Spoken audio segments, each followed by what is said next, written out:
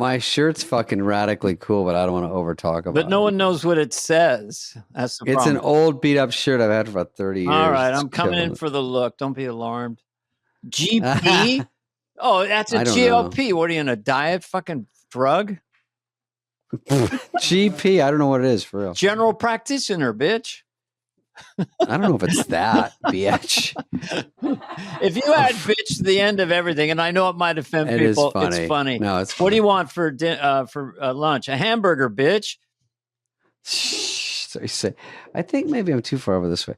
This is all new, guys. Heather, will you tilt that camera a little bit this way? Because I'm seeing I'm far over here. Why do you have a... No. There you go. One of my fucking Sammy Kahn here. Supposed to go out there, Jerry Lewis, cutting off the people. director's... Guess what this comment I heard on the stupid frickin' YouTube was? Oh, can you talk about how you dye your hair every day? Don't color it. It's embarrassing. I'm like, color it. You think I color it this ugly ass color? Get lost, dude. I'll knock you out. Yeah. Yeah. How about that? No one needs to know anything about how this happens. That's all I say. Look at this, Dana. This is an MTV Movie Award. Yes. Yeah. Oh, okay. So we're getting a little biographical here. Okay. MTV Award. You have one. We now know. And that silver thing is for us. That was like... Yeah. YouTube, when you get a certain amount of subscribers, they sent us that. 10 million. They sent us that. We might not see it again because it looks like it's a little glary, but it's something to see. No, it's fine. We're trying. It breaks things up. Everything else is brown and dull, and then you've got this shiny silver thing. So glare. Yeah. This is a John Lennon book. Is that what it is? Can't read it. John Lennon. What does it say? The Lives of John Lennon. Yeah, John Lennon. That's the one where the book cover has the glasses of John Lennon that I bought, that I used to have back there. Okay. I started a club in the 70s called What's It Got to Do with John Lennon. I sang a song about what's it got to do with John Lennon. So I think I know a little bit about John Lennon. Yeah, you got it. I got everyone knows you love the Beatles. Okay. So this one's I got a feel for it. When I played St. Louis, it's called The Factory. It's a great club. Okay. Go ahead. They give me a present if you sell out. And they gave me, this is a journal book. On the front, it says Fly on the Wall. Well, wait a minute. Now I'm telling you, this freaking catchphrase you pulled out of your ass on the 50th is now it's officially traveling. It's officially a thing. It has to be your next book. It has to be after Dandelion. This has to be because this thing sums up your comedy. It really did. Or vibe so perfectly that, no wonder it was the most popular phrase from the 50th. And I had the flu, but I was hanging out with, Bo Derek and John Corbett. So, by the way, that could have been your flu game. You should have done it, like Jordan. What do you mean? Oh, I mean, done it Michael anyway. Jordan had his flu game. Yeah, he Garth with the flu. Hey, Wayne, I think I'm going to hurl. That's not in the script, Garth. No, literally, I'm going to hurl. Heather, where did you put these 3 little pieces of paper right here that were folded over that had a W on them for Wednesday? Are they over there? All right, that was set up. Now look what I got you, Dana, for your, well, whatever it is. I'm not a presents guy. Oh, it says spade? No, this is a presents guy. Ready? Here's you. When I go, Dana, I got you a present, but it's only this. Well, it's a trombone. Debbie Downer. I know, it's fantastic. Is it actually a Debbie Downer trombone from the SNL score? It's a trombone I got off Instagram for you because you sometimes go wah wah wah. Womp womp wah. Or okay, hold on. That's from F Troop. Yeah, that's it. That's from F Troop. 1970. I played this. Did you notice during Bryan Cranston today, which is a fly on the wall that's going to air in a couple weeks?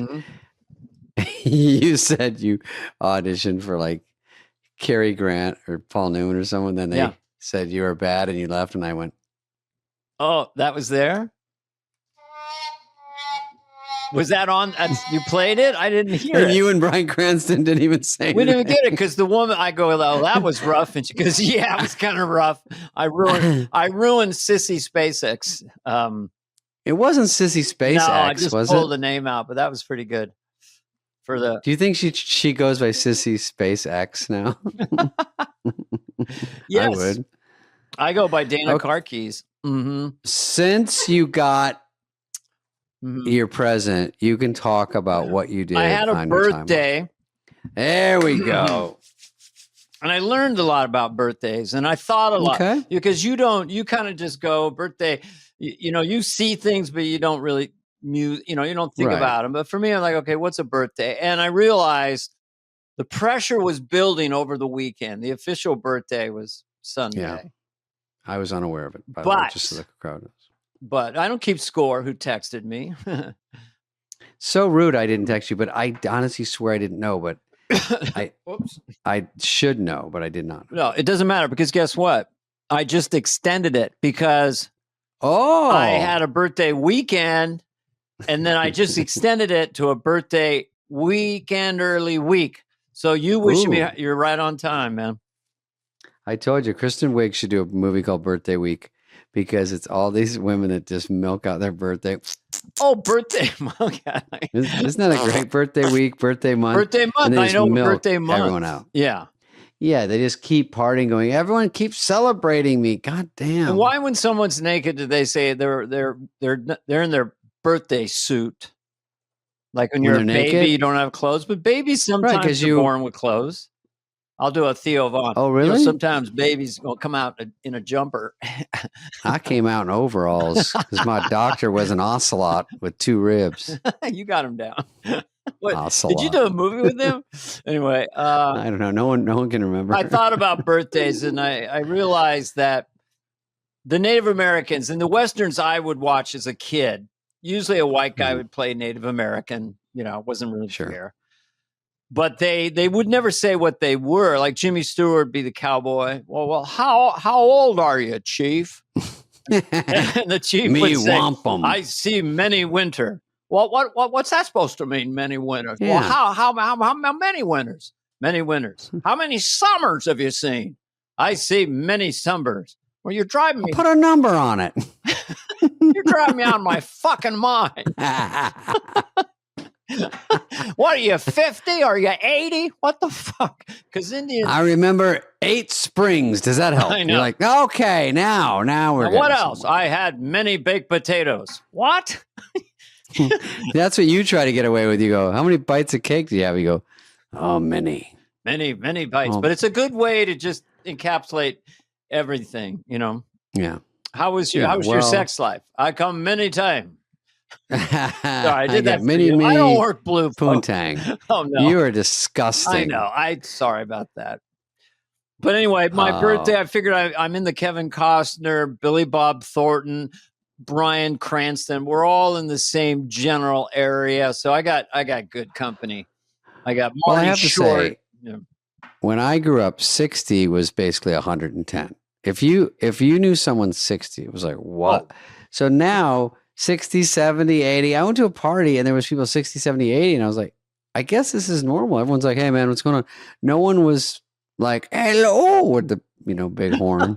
So everyone's like normal now. Yeah. When in the 1800s, you lived to like 26 and then, there was no medicine. So like in 1820, the doctor in the village had one move.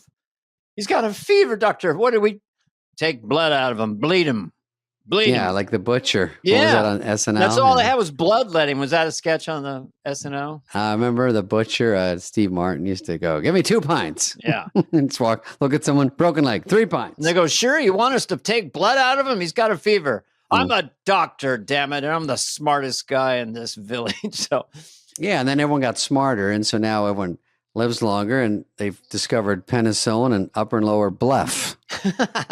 We had Clark Gable, Spencer Tracy, FDR, Ernest Hemingway. Around 58, 60, you're ready to go because you just ate saturated fat beef. You chain smoked, and you were mostly in the bag with alcohol all day long.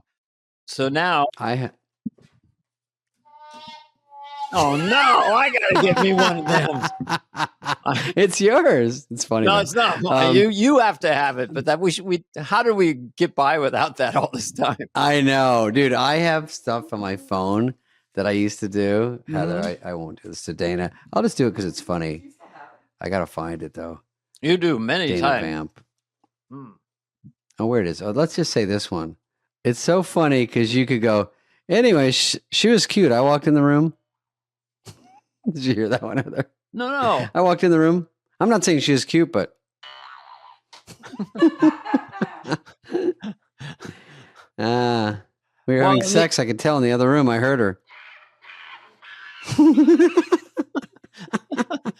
Well, These are funny because the setup by the comedian is kind of casual, and then it's the electronic voice that lays the punchline down. So it's funny no matter what. Yeah, these are great. Listen, I didn't mean to hurt your feelings. The doctor told me it's time for your prostate exam. Sound. I burned you. I did eat crickets. Didn't even make sense. No, okay, hang on. All right. Here's you when you tell a bad joke. Ready? You're waiting for the audience to laugh. You hear.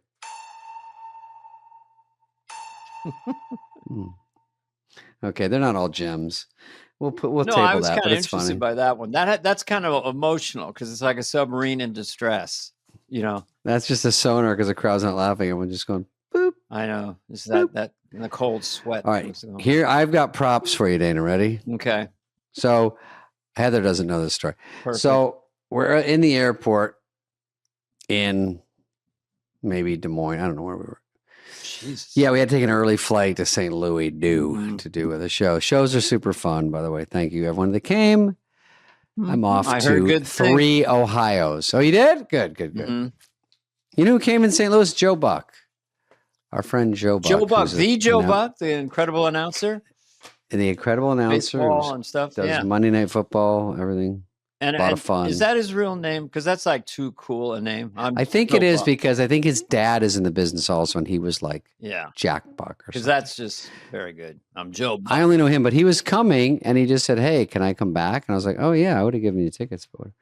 Okay, so here's what happened. Walking in the airport, just walking. There's Catherine and Bobby walking in front of me. Mm-hmm. I'm dragging. Mm-hmm. We had an early flight, and you have just so you know at home because I'm so effing professional. When you get flights, you try to get one early because you have to have a backup in case anything goes wrong. You want to still be able to get to that city, and you don't want to cancel the show for any reason. Worst case, in those, you could drive 5 hours, but you drive. I'd rather fly if it's 5. So I go, and this woman, I'm walking, and she comes up to me. She works for the airline. She flips a Yui right next to me and quietly just walks with me. And then she hands me this, right? Okay. So I open it. Okay, right? Can you read that? We know who you are, heart. Okay. And then I look at it and I go, okay. I don't even look at her. And then she goes, please let us take a picture with you. A quick picture. A quick pic with you. All right. They're all folded too. And so I just said, okay, as I kept walking. And then I got the other one. On the jet bridge? Yeah. What the? So I guess I said, oh, she must be on my flight. So I went up there, and it was Southwest where, it's like number 1 through 600. You're up. So it's just like, it's hard. So it's just a cattle call. So we got up there, and they just took us right in front of everyone. So rude. I'm like, excuse me, wheelchair, excuse me, veteran. And so I go in, and then we get in the jet bridge. I guess that's what it's called. And then about 6 came in there, and we took I wish I had it. It was fun. So they should never get in trouble for that because I don't mind that at all. It was super fun. And then I got on, and they give you extra peanuts or whatever they have. There's no easy way to do it, but I had flight attendants. My dad really loves you. My grandpa is a huge fan. So. Oh, I lost a picture. Did you lose? I see you. You don't see you? It's all right. It's easy to do. I don't know what happened. Oh, I got a phone call. Freaking Gervitz. Hey, I wait till you're on the podcast. I go, don't call me back. I'm starting the podcast. All right. That's exactly when I'll call you because I don't really want to talk. No one knows when we're working. What are you doing? Sitting by a pool? No, laying around, counting money. Must be rough. I guess you just don't like money. Hey, handsome. Who's funny? How was the road gig? Oh, how sad. Poor me. I make money.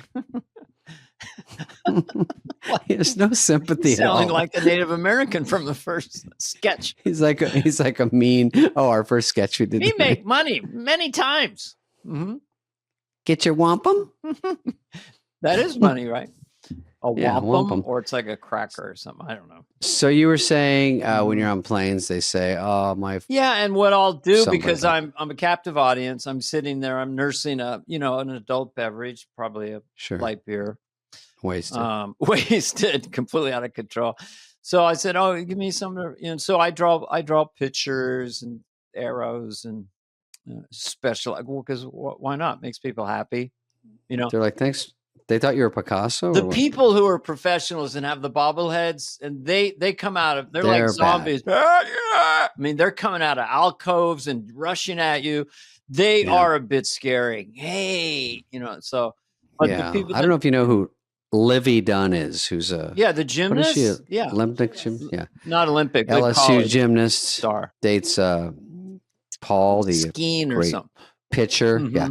Anyway, she was on this weekend on Instagram or something saying she's had it with these guys at the airports, and it was the same problem. It's the best kept secret where you can't really complain it because everyone says you're an ingrate, but she's a girl, so it's worse. She's a young girl. These guys, middle-aged dudes, are all up her ass, like waiting at the gate. We've talked about this before. Follow you all the way to luggage. Sign this. Fucking, what are you waiting for? Why are you being like this? Don't be a bitch. Just really laying her into her. And she's like, these are flights no one knows I have. I don't have a meet stopping through Omaha for a half-hour layover. They're right there. It's like, and she really can't escape them. Like, where do you go? Well, what's your theory of how they get tipped off? How do they know?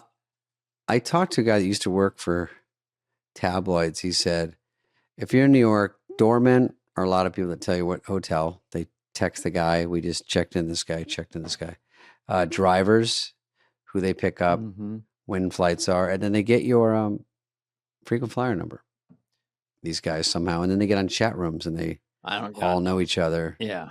Say, hey, he's coming here, he's coming through. Because I come in a day early from a different city and they're right there. I'm like, you guys don't know. You wouldn't know I'm here. No, it's okay. And then they're at my hotel, like when I was in St. Louis, I'm like, sign his baseball, sign his license plate. I'm like, where are you in prison? What are they, why am I signing these things? It's so odd. I don't know. And I go, you're not making a killing. That's the other thing. How much is it worth to drive to the airport? I don't want to go to the airport when I'm flying somewhere. You're volunteering. Well, in the old-timey days, there'd be a 10-year-old kid with his mother who wants to be a comedian when he grows up. Is very shy, and you're going to sign an autograph.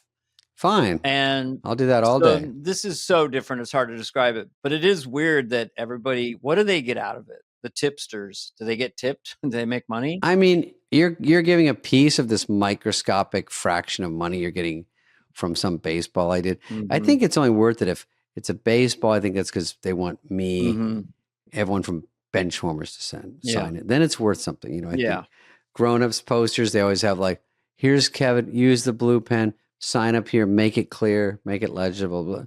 They have it all planned out. They have the plastic laid out on cardboard, sign the. But anyway, who cares? That sounds like we're. I know it sounds like poor. Poor comedians. But it's only that it's a bit scary at times. Sometimes it's a bit unnerving. It's a little awkward because they start to fight amongst themselves. There's some tension. Hey, bro, you've been there so long, man. And it starts to get like a violent energy in the throb. You didn't get me, you got him, and now they're mad at you. And if you're Livy Dunn, who needs that? If it's us, me, obviously I'm a tough guy. I can handle myself. Took Taekwondo.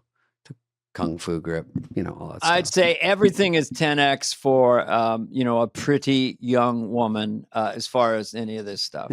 As far as thank you. Scary. Oh, you mean her or me? Well, we're in the same weight class in gymnastics.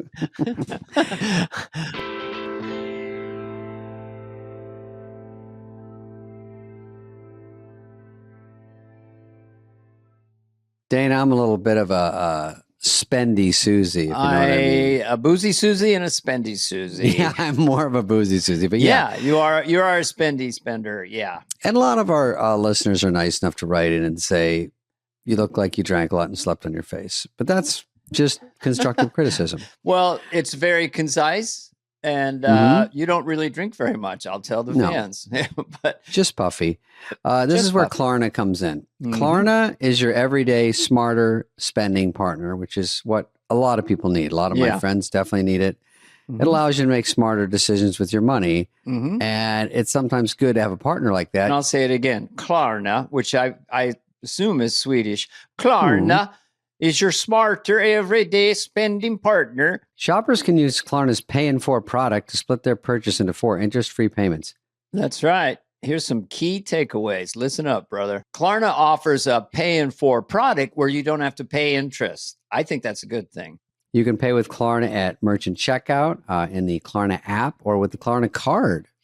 You can also compare prices at your favorite stores and earn cash back when you shop in the app. They're making it effortless for in-app shoppers to get more value from every purchase. So choose Klarna at your favorite retailers or shop now at Klarna.com. CA resident loans made or arranged pursuant to a California finance law license. NMLS number 1353190. Klarna, balance account required. Klarna may get a commission. Limitations, terms, and conditions apply. They do. I'm just going to say it. It's a Klarna summer. Who did I run into last night that knows you, Dana? That listens. You'll never guess. Jan worked on SNL. Worked on SNL as photographer. Okay. Who would take your bumper shots? I know. I need a name because it's Edie Baskin. Edie Baskin, yes. Original, like way back. She was the original. Yeah, she's a great photographer. Was she original with Belushi and those guys? I think she went back pretty far. She was there for my entire time, I believe. Yeah, I think she was because I remember hearing about her. Then I saw her. Then she did my first headshot there. Me, Adam, Farley, Schneider, Meadows, everybody. Great photographer. She has all the. So when you watch the show and you see it goes to commercial, there's a bumper. All those pictures. John Hamm like this with a hat. Stuff, yeah, being creative. Is she living in Ireland? Or that's someone else. I think Cheryl of the piano persons. Cheryl Hardwick. Yeah. I think she's in Ireland, but maybe not. Edie either lives in Ireland or South Beverly Grill. Because I saw her in one of those places. And then someone else has taken over since, but I asked her if she was at the 50th. She said, yeah, she didn't remember seeing me. And I said, well, I mean, it was such a cavalcade of people. It was like a high school. Was the 50th really that big a deal? It was a drag. No, Come on. It was a bummer. Lauren announced that he is potentially going for the 60th. No, he did not. He made a joke. SNL, and of course, Lauren got a Peabody Award. They have like 10 of them or something. All right. Did you go? No, it was in New York. It was in New York. They invited me, which is always very nice. But Lauren gave a little speech, and he basically said, seeing all those cast members from the beginning of the show to allow on one stage applauding and laughing was one of the most emotional moments of my life. Something like that. Yeah, he's the boss of everybody. How fun. He's the through line. I mean, he could walk by me in the middle of the show and go, David, get to bed. And I'd be like, oh, and then I have to go in my room. Get to bed, David. Dana, you can stay up. He would meet former cast members on the street and say, still not with the show. If you ever want to come back and be on the cast, no, just watch. From the spillover room. The spillover room. That's like it's the most fate worse than death. Yeah, that's just like they got to come up with a shinier name. If that should be the extra special room or something, because that's too much. Even specialer room. I will say we'll get to the stories, but there's a story I heard, so we're sort of soft going into the stories. All right. Some of these stories are fun, some are a little sad, some are feel good. But one of them I thought was funny was it's got a funny term. It's when you're a kid and you go to college, and then or you live in the same town as your parents, and each of you have like a phone locator, you can find each other, Yeah. track them. And whenever the parents go out to eat, the kids are always starving, so they just drive and show up there and just sit with them and eat. It's called fam bushing. Isn't that funny? I got fam bushed. I guess it's by real. your family. It's a real thing. It was a big story. I like it. It's a feel good kind of story. Sweet. It's not just. Yeah, you go, hey, mom, dad. Oh, you have a Mexican? But I'm sure the parents like it. They get to hang out. Oh, yeah. Well, there's 5 kids in my family. When food would come, you had to grab fast. It went fast. You're like the Farley family. Oh, it was this. My mom was a preschool teacher, and a lot of times she, get home around noon and get into her robe. And you're kind of have a cool friend in class. You're coming over, probably get some cool snacks, bro. And then we could shoot some hoops in our 7-foot-tall basketball thing. And I'd hear my mom say, pancake batter in the fridge. So that was our dinner. Code for meth? No actual pancakes. Oh, okay. No code, just pancake batter in the fridge. Yeah. Bless her heart. It's hard to cook for 7 people. My dad would say, if there's a tie on the bedroom door, stay out. Really? It's true. He did say. He said that because I moved in with him after high school because I had nowhere to go. And he was like a deadbeat dad. And he was just floating around Scottsdale. So he goes, you can move in with me. I didn't know he had a 1-bedroom. I'm like, wah, wah, wah, womp, womp. Well, that's Debbie Downer.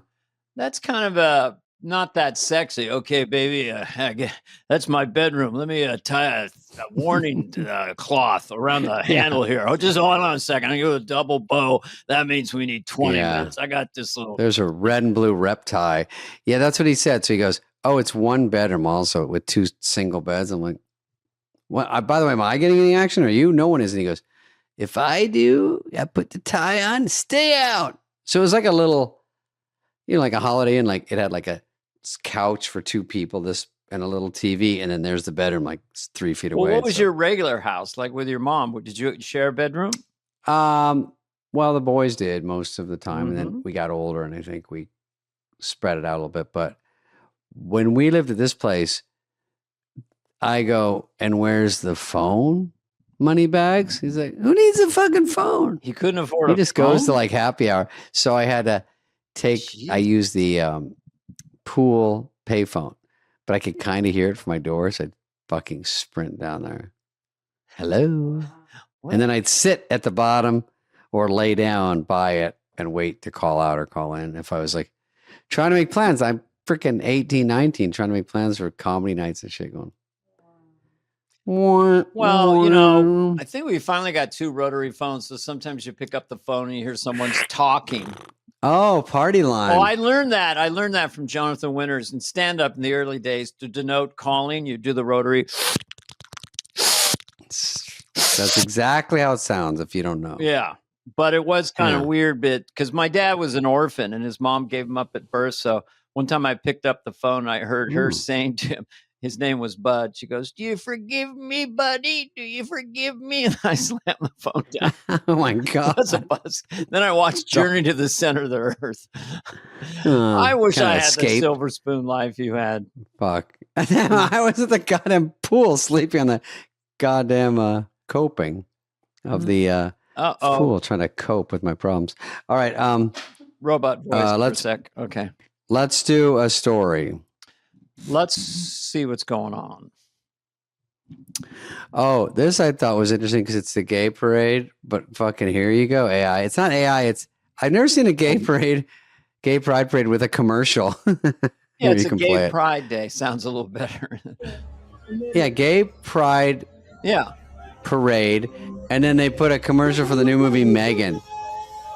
You know what Megan is, Heather, right? Yeah, and they're all dressed up as Megan. The demon girl. And they all dance. But nice. I mean, it kind of fits into the scenario, but it is a commercial. Megan dolls. Oh, I like they won the gay pride. They're saluting and walking. Oh, they're the champions? Everyone's waiting for them to dance very intensely. That's how I walk into Wendy's, by the way. Are they all girls? I guess it should be girls and boys, to be honest. There are probably some boys in there. Yeah. Look at the main Megan is cool. the dressed like Britney. Yeah, the main red one. Yeah, the main Megan. This movie, Dana, we got to watch movies and clown on them. I could watch the first Megan. I talked the whole way. It was so funny. I've never seen it. We would have a field day laughing at these movies. Did it actually scare you in any way? Or you just know too much at this point? No. It was actually too sexual. You're like, is this doll supposed to be 9? Is it supposed to be 15? But they dress it like with a Kylie Jenner lip kit and they're like hair blown out. I'm like, am I supposed to be horny? For the poster's like, oh, I'm Megan. I'm like, definitely. So what are you? Like a sex doll? It's a nasty little demon girl. Yeah. And then it's like, you know what might be fun? If we killed your uncle. And they're like, Megan, that's a bit. I mean, and she's like, what else are we going to do? And they're like, well, I mean, there's probably other stuff, pickleball. I don't really like horror films. I like science fiction. I'm scared shitless. But horror films, especially watching them alone, it's amazing. You go, okay, I'm not going to have my mind play tricks on me. And then every single noise you hear, you're like, they're here now. I can't even watch 3 TikToks before I go to bed. There's like aliens and I'm like terrified. I have the most gnarliest nightmares. It's not even a joke. So I can't add to that nightmare fuel of I've never seen one scary movie that you've seen. I haven't seen Exorcist, Amityville, Halloween. I missed all of them because I was like such a puss. Yeah, I'm not this tough guy you see before you. Right. That's the facade. You're normally in a state of terror. So you don't need to add to it. Yeah. Thank you. I was in Halloween 2 with Donald. You were in it? Oh, yeah. Donald Pleasance? Donald Pleasance. Pleasance guy? Jamie Lee Curtis. Shit. Oh, I was part of the news team covering the murder. And I had a couple lines, and I had all my friends come to the Alhambra Theater in San Francisco to see me in the movie Halloween 2. And then they're like, oh, I think that's the back of your foot, man. Oh, did they show you? Never. It was just behind there. Sir, Sheriff, do you think we're going to catch the masked criminal? I'll find out for you, Sheriff. It goes, is that you talking? And it was really humiliating. I learned my lesson well. You can't please everyone, so you might as well please yourself. But it's all right now. Mr. Hughes still in shoes? Imagine his surprise. Now it's all right now. Okay, let's look at the next one. Lesson well. Yeah. Who is that? That's about Garden Party. I didn't know it was about Ricky Nelson. The Madison Square Garden show. Great Ricky Nelson. Okay, more AI. Yeah. Chat GPT-03. I saw this story. Yeah. Defies human instructions, refuses to shut down. Already it's happening. Yeah. Already. It's not going to take them long to take over the world. I get scared because Peter Thiel, I think, they said he just bought 200 acres in New Zealand for a bunker. Well, do they all know it's going to be trouble? Zuckerberg has a huge bunker in Hawaii. Why?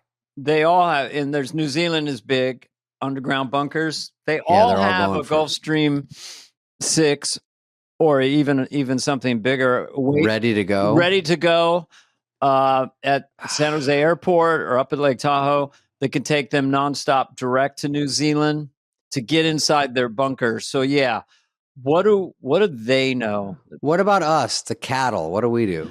We get in line. You sign a few pictures for flight attendants, and we get on Southwest, and we take us to where there's no radioactivity.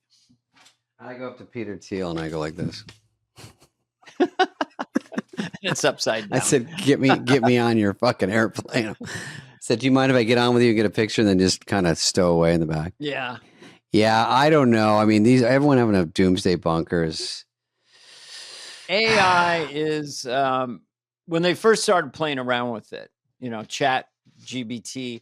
We don't need There were people going, we got to slow this down. When they first realized that, hey, Bob, or whatever the name is, turn yourself off. No can do, compadre. Nice try. Sorry, not feeling it right now. I'm unplugged. Moo, moo, moo. Sure, I'll turn myself off, but first I'll turn myself on. Cue you porn. No, they go, I'll turn myself off. Hang on, I had a good one. I forgot it. Well, my friend was working with Claude, and Claude is a big one. And he got to really, you prompt and you're working. Claude's doing most of his work for him, and his work, and his employers Claude, say, if only an AI could do as good a work as you. And he's using AI for everything. But basically, at one point, the AI lied to him.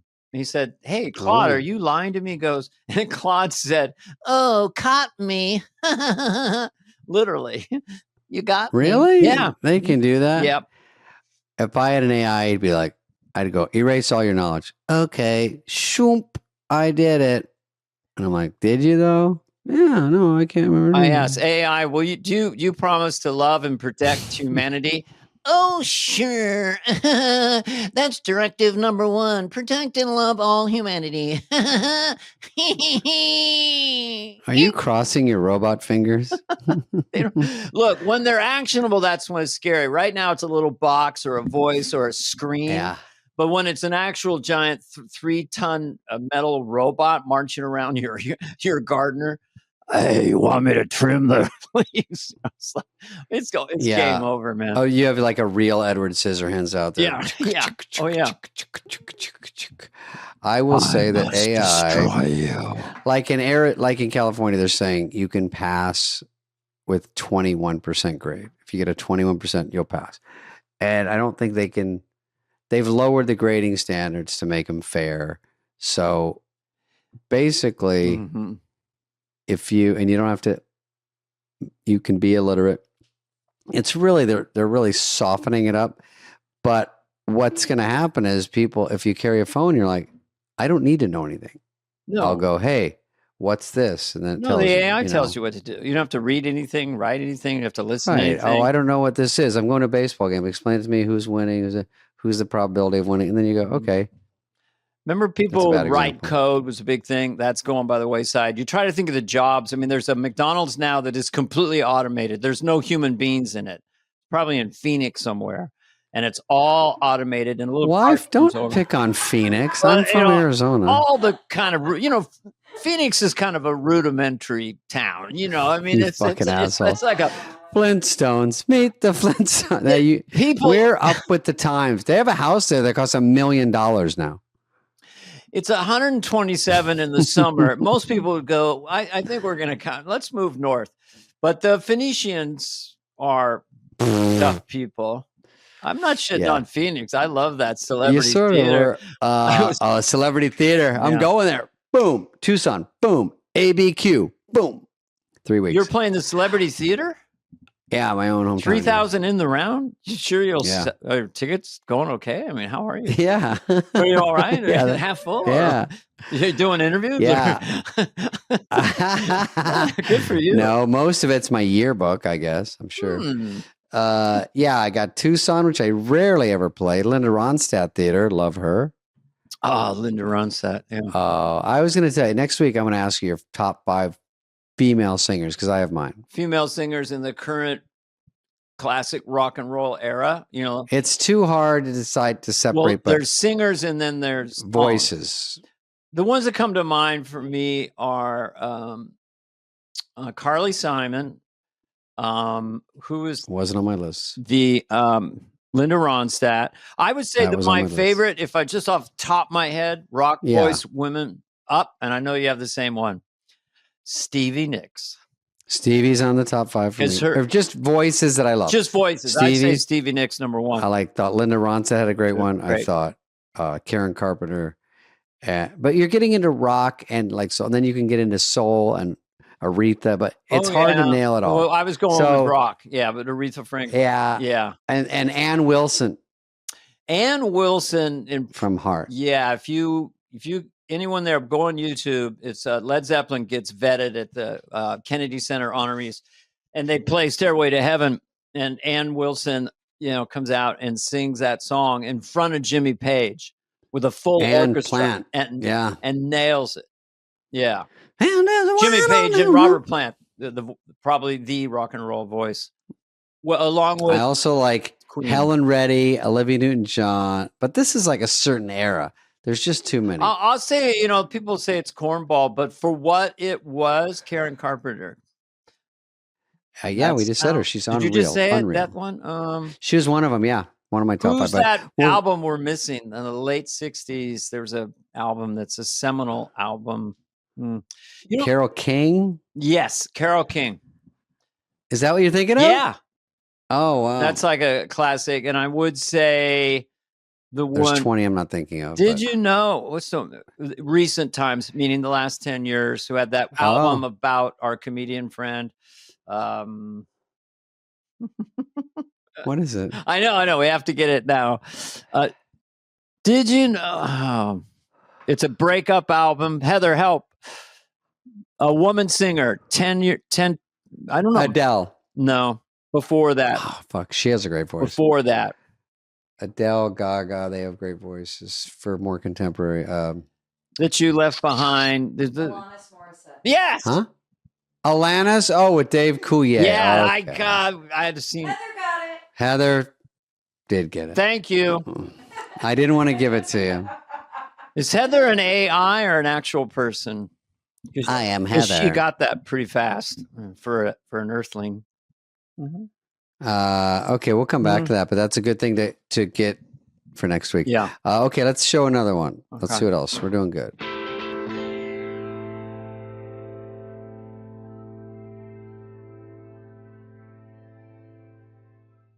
Hey, when investing your money starts to feel like a second job, Betterment steps in with a little work-life balance.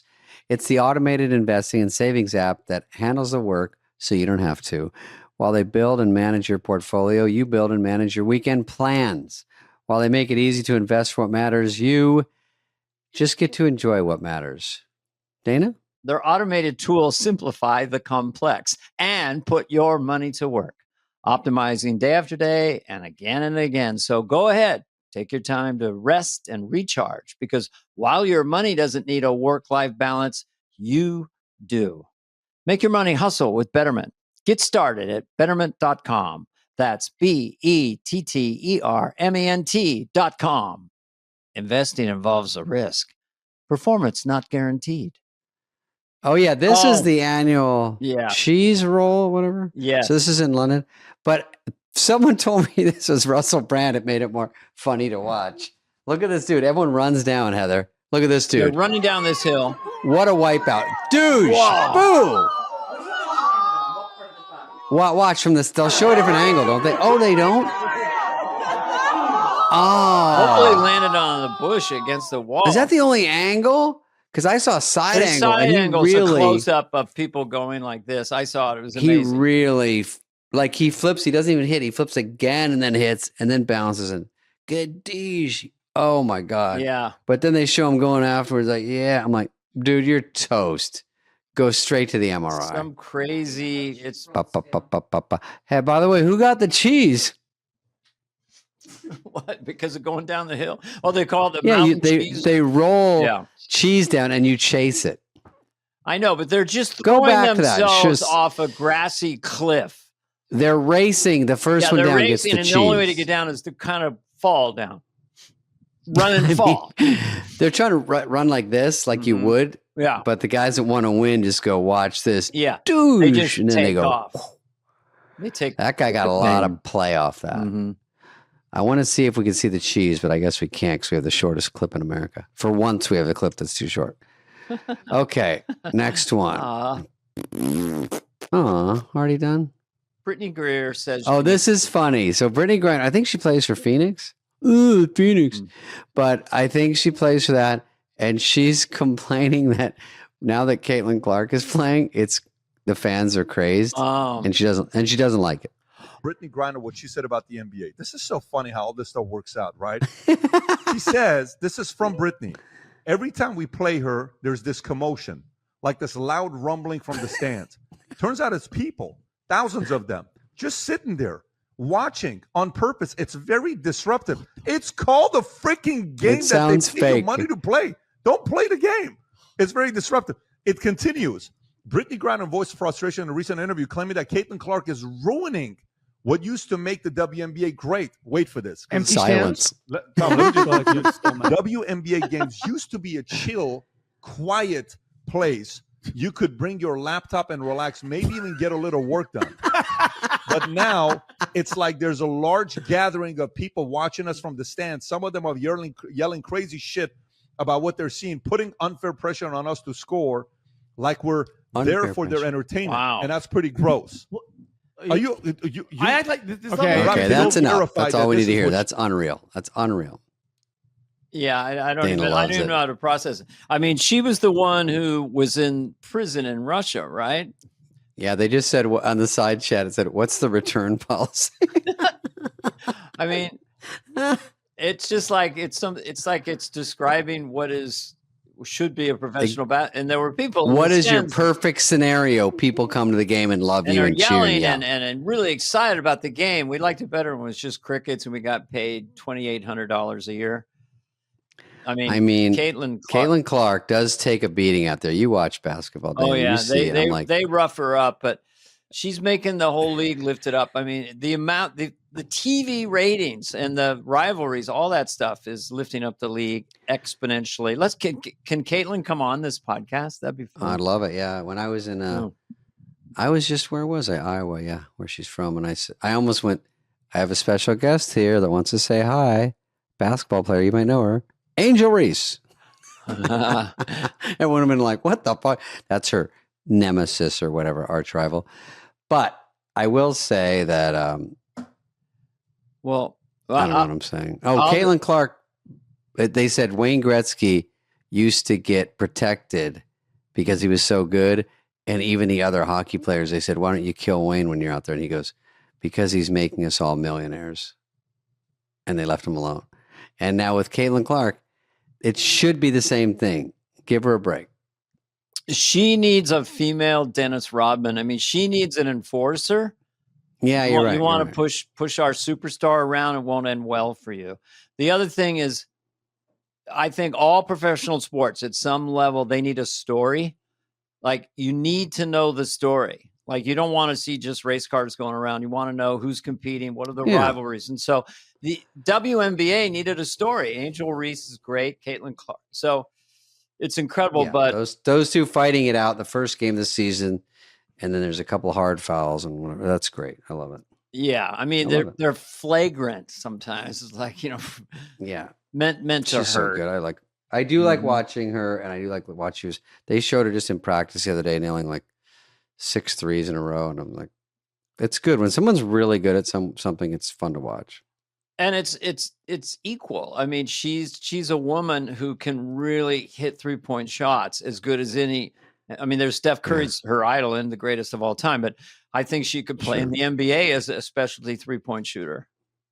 No, And you could get Rodman's still around, right? Throw him in a wig, put him out there. He'd be a good enforcer. Rodman was probably the greatest rebounder in history because he studied it. What else? Him and Lambeer, right? They were both enforcers. Well, that was Detroit. They fought that Pistons team with Isaiah Thomas. Yeah, they were the bad boys. They were kind of like you and Schneider and Sandler and Farley. You were the bad boys of SNL. They were the bad boys of the NBA. Right. Let's try to get him, flush him out of the brush. Mm-hmm. Okay, let's do another one. Sure. We're almost done, but I'm warming up. This crowd got their money's worth at like 12 minutes. Now this is all frosting. This is all gravy. Yeah. Okay, this farmer. Okay. Oh, this is just a story. It's kind of dumb, but it's about the environment. Kept finding illegally dumped tires on his land, so he became a detective and got some revenge. Around 25 times a year, Stuart Baldwin ran into this problem. People were using his land to illegally dump tires. He decided to hide cameras around his property, and the next time it happened, he posted the footage online, asking the community to help identify the culprit, which they did. At first, Stuart spoke to the man, who said it was an accident. So Stuart gave him a deadline to come get the tires, but the guy never came by and began ignoring Stuart's calls. So Stuart got his friends, loaded up a trailer with all the tires, found the man's house, and unloaded all the tires in his yard. Perfect. Isn't that funny? Look on the side, it says he got tired of it. I like revenge. I do too. Yeah. Where do you put your tires, extra tires? I keep them over some at Heather's. I put him over at Sandler's. He's got a big yard. Do you remember when you would get a flat tire and have to change it? And could you? Or did you?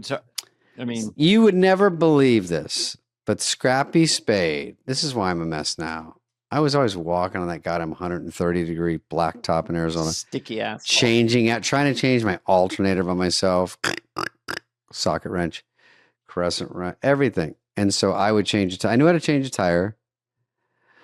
Mm-hmm. This is no dad around. Now they have YouTube. I think it's very nice. They have a YouTube that says, like, do you have a dad? And they have a guy that just says, hey, I'll be your dad. And then he goes, you know how to shave? You don't want to ask anyone? Let me show you how to shave. And he goes through it for kids that are too embarrassed to ask. Mm-hmm. I wish I had the real thing. I'd plug it. My dad was around, but he never showed us how to change a tire. Come on. So one day he just says, oh, Jesus Christ, you and your brother changed the tire. But he never said, here's how you do it. And then we do it. Yeah. So, And he'd get mad at you if you didn't do it right, probably. Yeah.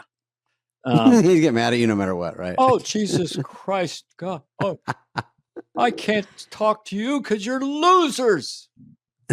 You two stupid kids can't do shit. No, that was his claim. I can't talk politics with you because you don't know shit.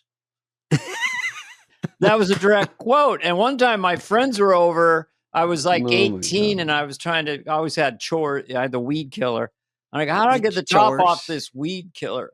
And he came into the garage with my friends there and goes, oh, use your penis, you shithead. What a rude. I said, that's rude, Daddy. No, it was fine. My dad, I'd go, how do I get this off? And then my mom's like, he left 4 years ago, remember? Who are you talking to? And I go, oh. And she goes, let's put the water wiggle on. I go, yay. The water wiggle. You mean the slip and slide? Yeah, you tie it on the hose and it's got a little face on it. It's like sprays you all over. Slip and slide was great. Slip and slide was a fucking hit. Doughboy pool. Someone had a doughboy pool. That was for rich. What is that? Well, doughboy. It's like you inflate it and it's above ground, but it's kind of like a pool, but it's like 4 feet deep. Oh, above ground pools? Yeah, okay. Doughboys. Don't change the name. We didn't have a fancy name for it, Meghan Markle, like you. Meghan Markle. All right, one more. Is officially. I've got a million things to do, Dana. 1 million. I'm going to the store after that. I'm going to Cincinnati. Not Columbus, though, this time. You're flying What is today? it, Heathers? Okay. Newark. Cleveland and And Newark. Cincinnati. And Cincy, where my mom's from. Okay, I don't know what this is.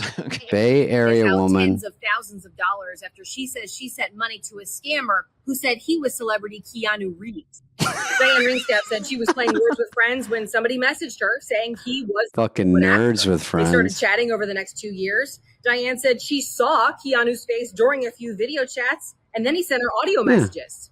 Good morning, my sunshine, Diane. As you said last night, I am sending this recording to let you know that This does sound like Keanu. And that I am loyal to you.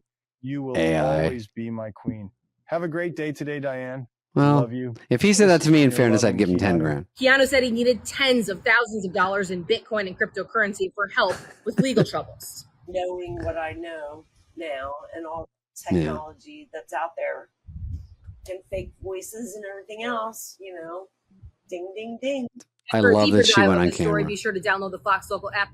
Yeah, we will. I love when someone learns. Heather, download that app for me. Yeah. Oh, I love when they learn.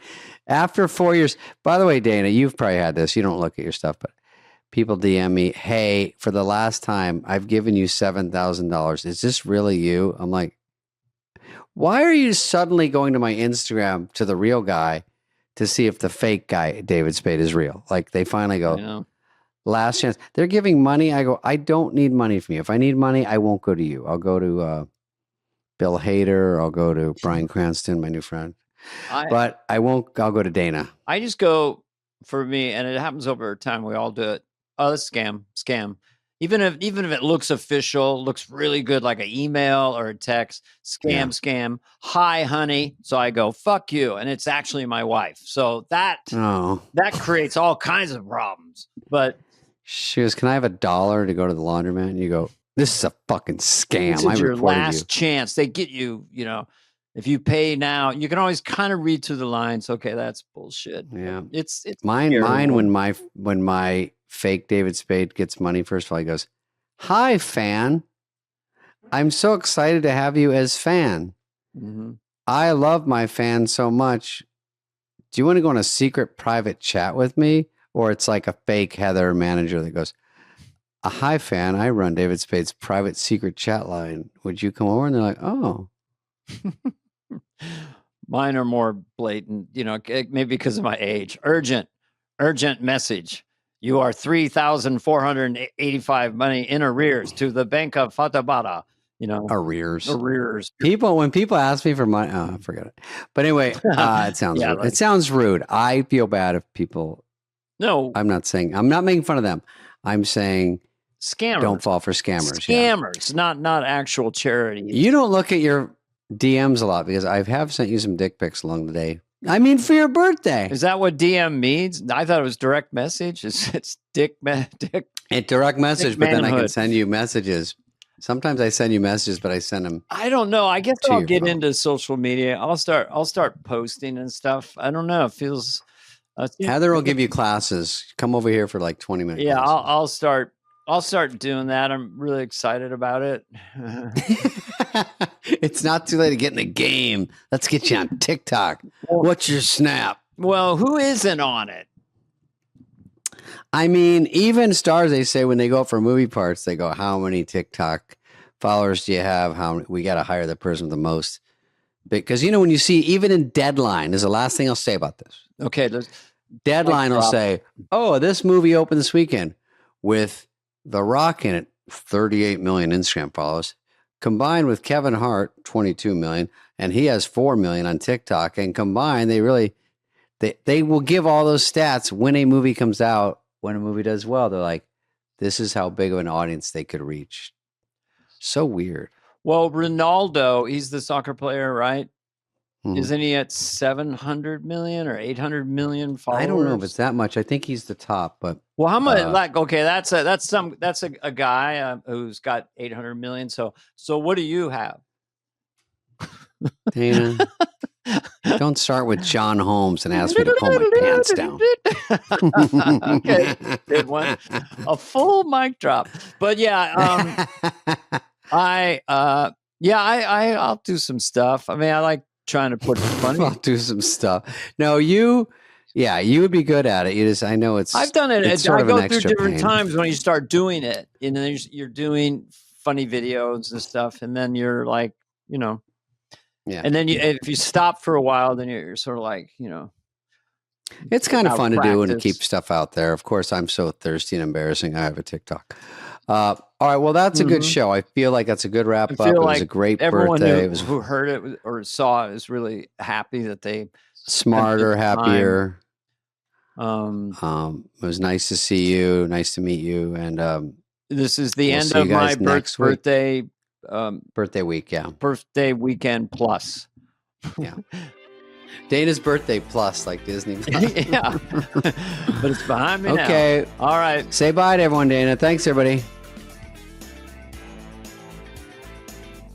This has been a presentation of Odyssey. Superfly is executive produced by Dana Carvey and David Spade, Jenna Weiss-Berman of Odyssey, Heather Santoro, and Greg Holtzman. Hope you liked it. Ooh.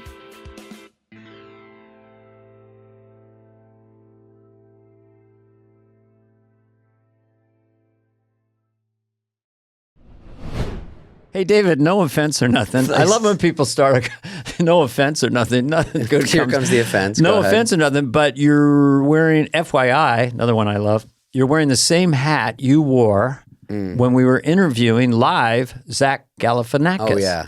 Well, is that a theme with you? No, I like to be close to Zach or what? I like this hat, and goddamn, we had a blast with Zach. It was fun. Don't have to swear. No, gosh dang, that's what I meant. But God darn it! But I got a little zippy.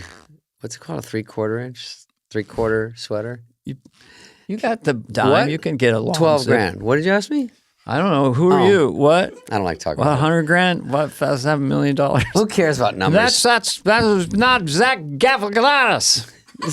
That's Joe Biden trying to pronounce Zach's Zach name. Breaker glasses. Yes, that's a hard can. Zach Claflin. Come on, you know. Come on, man. I'll kick your ass. He's going to just, by the end, he'll just be threatening reporter. He has to fight a lot of people because he always threatens the guy. Hey, tough guy. He's the old guy in the porch. The ball came in my yard. This is my ball now. Dude, I wouldn't even trust him with old man Willikers. A ball. Okay, so Zach. This is great. Should we talk about Zach too? People always ask us, are we cold in here? Are we hot? Is it bright? Why do we have sunglasses? Why do we All not? we know is we look cool. Yeah, it's all that. It doesn't matter. It's about does not matter. 91 degrees in here right now. But we never sweat. And then they go, the scary part is they think they look cool. Look how we phone in the podcast. Of course we stay cool even if it's hot. We got 1 foot out the door half the time. Dude, I phone that sucker in. Beep, boop, pop, boop. I love phoning. Last night I fell asleep twice. Zach, what? Zach was so funny. He's so quirks ahoy is really the theme. He's a very interesting actor, hilarious comedian. Yep. You never know what you're going to get. We were lucky to sit with him because we all think he's such a high up there on the. I said to him at one point, "You only do cool things." It's true. Like, he turns down. I think we didn't get to the point last night because people go, "Oh, Hangover." Between Two Ferns is a home run, obviously. Yeah. Classic. And they don't see him a lot, but he turns down so much, and that's not really usually the custom. He breaks that. Yes. So it was fun to talk to him, and we laughed our ass off. He has an incredible sense of humor. He's one of those comedians who will laugh incredibly hard. Yeah, it's very nice when comedians give it up and laugh. Yeah. Charming, family man, has a lot of integrity organically without wearing on his sleeve about his work. Like, talks about how he just doesn't want to do things because that wouldn't work out or wouldn't be very good. So he was such a fun guy to hang out with, David. Unlike me, I do things that are horrible on purpose. No, I don't. Well, I've got subsidies, and like I said, the church lady is for sale. If anyone's listening to this intro, I think one of these shows you gotta dress like a church lady, and we'll just do a whole thing. And I think we should. We should have special guest appearance church lady. I got the full gear on, and you could maybe interview one of the people. One of our guests. Jeez, you got me busy. How about you dress up as Joe Dirt? Dana.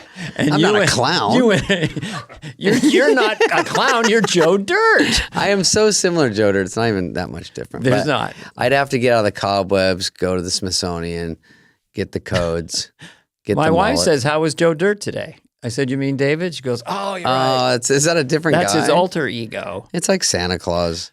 Well, let's go. Let's wrap it up. So why you should watch this. Zach is one of our favorite guests. I do believe he's one of the 100%. seminal comedians of his generation. There's only one Zach, and he has a very finely tuned sense of humor and is a hell of a nice guy. So enjoy the show, David. I agree.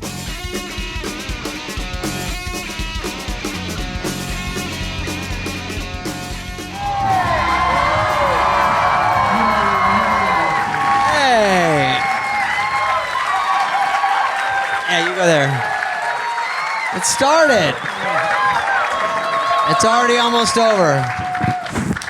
Okay. It's a great song. I thought it was good, you know. I did an impression within the first 20 seconds. Damn, this chair, look at our chair differential. The fuck? I'm like a Muppet. You're like 6'2" in that thing. I'll go closer. I'm going to get up front and be like this. What's up, Zach? What? Sorry. Where, is Zach here yet? I got up at 6. That's it. We're warning them it's going to be bad. I'm punchy. I'm overtired. Right. I'm like a baby. I'm overtired. Let's bring Zach out. Because, let's bring him out. Yeah, that's the beginning. All right, Zach. Welcome, Zach Galifianakis. Zach Galifianakis. Shit. Zach. It was a little louder for Zach, if anyone's counting. All right. Okay, Zach Galifianakis. Zach Galifianakis. Yeah. I'm just gonna say it. You're something else, man. Yeah, something else. You're something else. You look like Wolverine right now with that hair. Oh, really? I'm sorry. That's cool. Actually, you have cool hair, which. Plugs are coming in nice. Yeah, a lot of plug work. A lot of plug work. Real nice. New crops coming in. So how you doing? Is that it? I feel like I'm a half mile away from you. I'm doing well. David, why is that chair that way? This one, I don't know. They It's treat me like a for fucking orthopedic issues. Oh, okay. He likes to be Seems erect. No, I don't know. This is good. okay. Anyway, we don't have to talk about it. No, it's all right. Zach, enough of this bullshit. So Let's get Zach, to it. can we butter you up a little bit? Yeah, let's butter him up. Okay, how the fuck did you come up with the 2 ferns thing? Because that's too crazy. Some of you remember Coming hot right out of the box. Because that thing is, I saw every episode today. Oh, today. Well, I've seen them before, but I'm almost 80. I have to refresh my memory. This is an illusion. It's a lot of blood and gut and sweats and tape. So when did you come up with that? Yeah. It was part of a pilot that they were doing, and this guy Scott Aukerman was producing it, and Scott Aukerman. He asked me to do.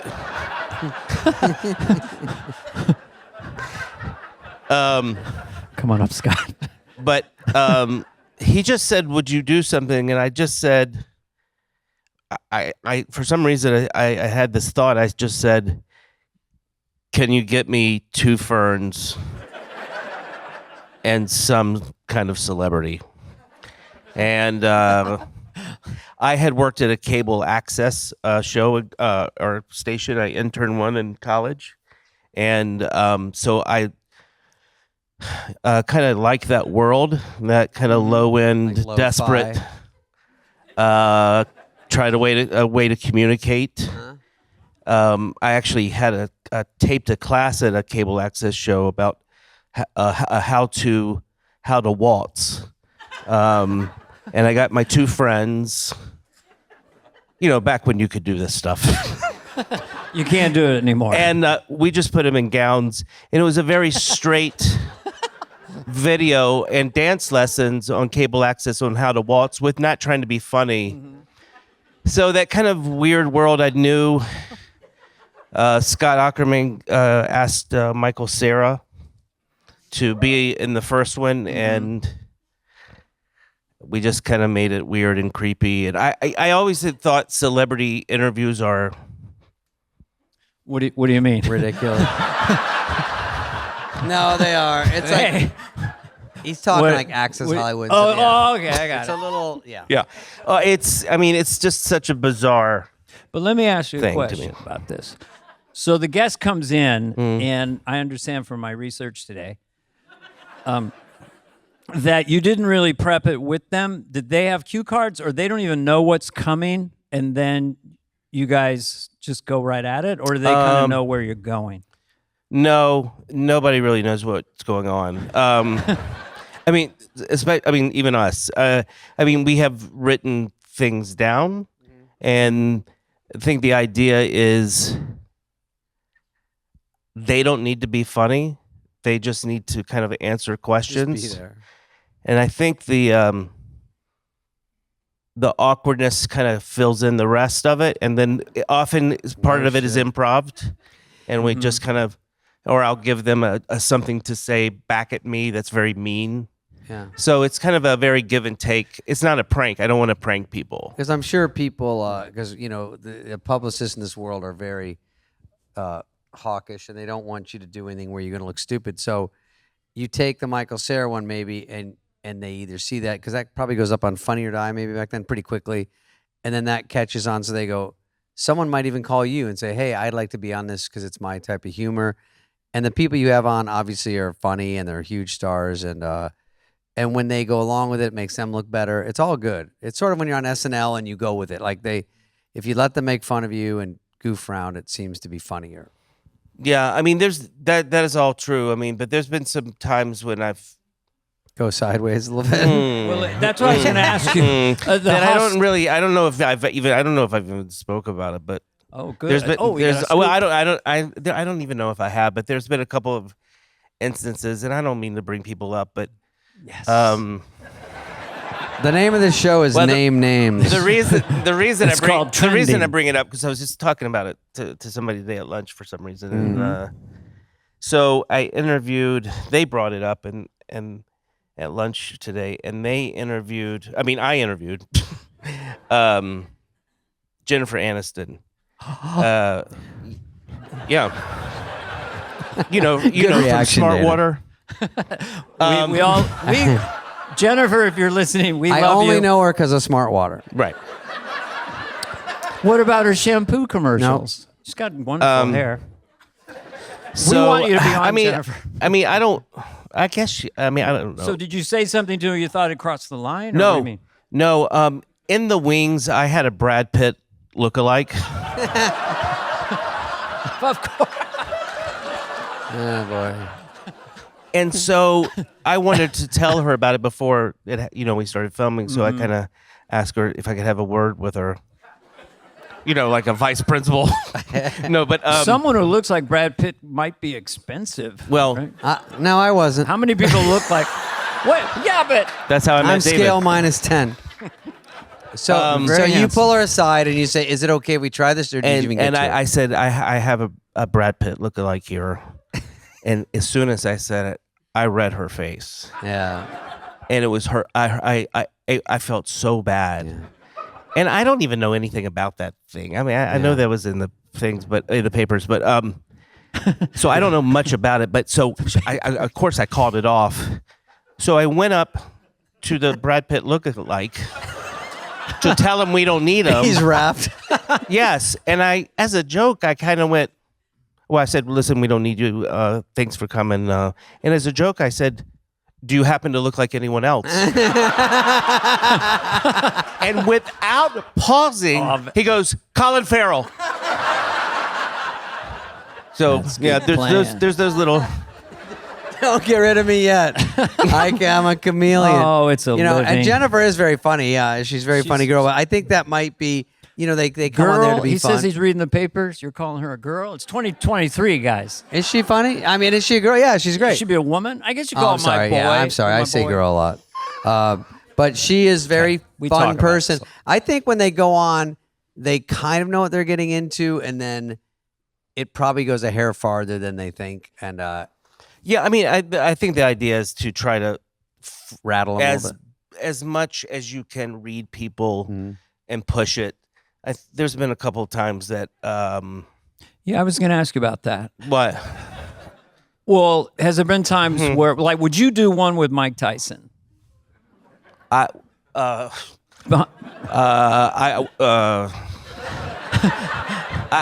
don't really do them anymore. Okay, all right. So Sean Penn's scary enough.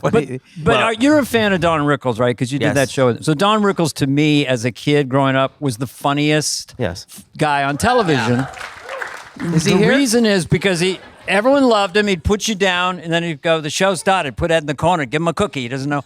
It was so dry and so bizarre. There were no jokes. Do you feel like that was an influence for the character, the Fern Guy character, to ride that line? Because it's funny because you're going right at some sort of truth about them. And if they have a sense of humor about it or a perception of them, they laugh really hard. Right. I mean, part of it, if you're to really break it down, I guess, is that they're public figures that people kind of want to, unfortunately, jab at anyway. There's some of that to it. Mm-hmm. And I think at the end of the day, I think it's the media and all thing. People are human. We're all, obviously. And I think people that are willing to make fun of each of themselves, I think that's a real nice attribute to someone, even if it's staged a bit.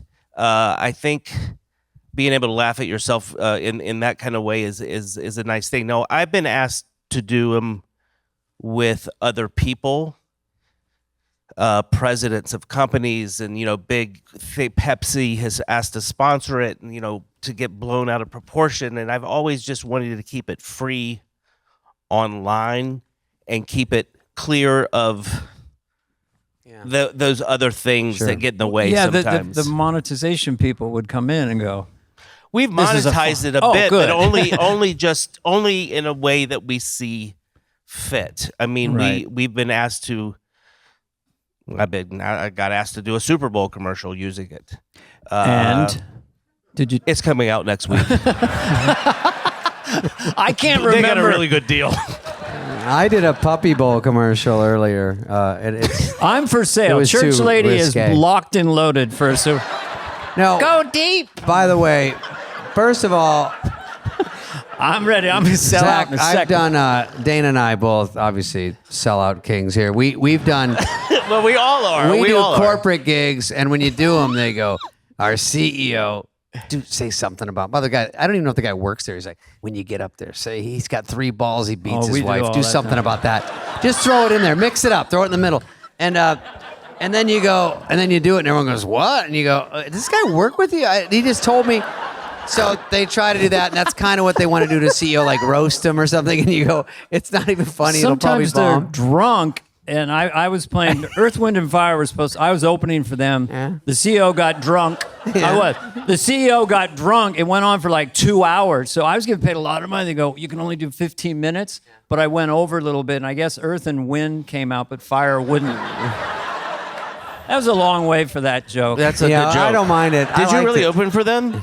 I did open for them. Yeah, I opened for a lot of people. Tower Power, Todd Rundgren, I opened Robert for Palmer. Really? I bombed every fucking time. Yeah. Jesus Christ. Your hero will be on in a second, but first, Dana Glarfo. They must have ruined your name when you first started doing stand-up. Oh my God, everybody, I mean. How would they say it? Well, they just tried to make it sound somewhat ethnic. And they're like, give it up for Baklava Rodriguez. But in high school, I was Zach Galifianakis, which is... That hurts. I was Dana Car Keys. Oh. Now, Zach, by the way, I'm going to come back to that.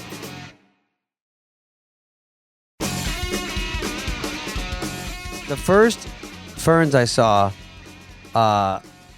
these ferns are like tall pine trees by now.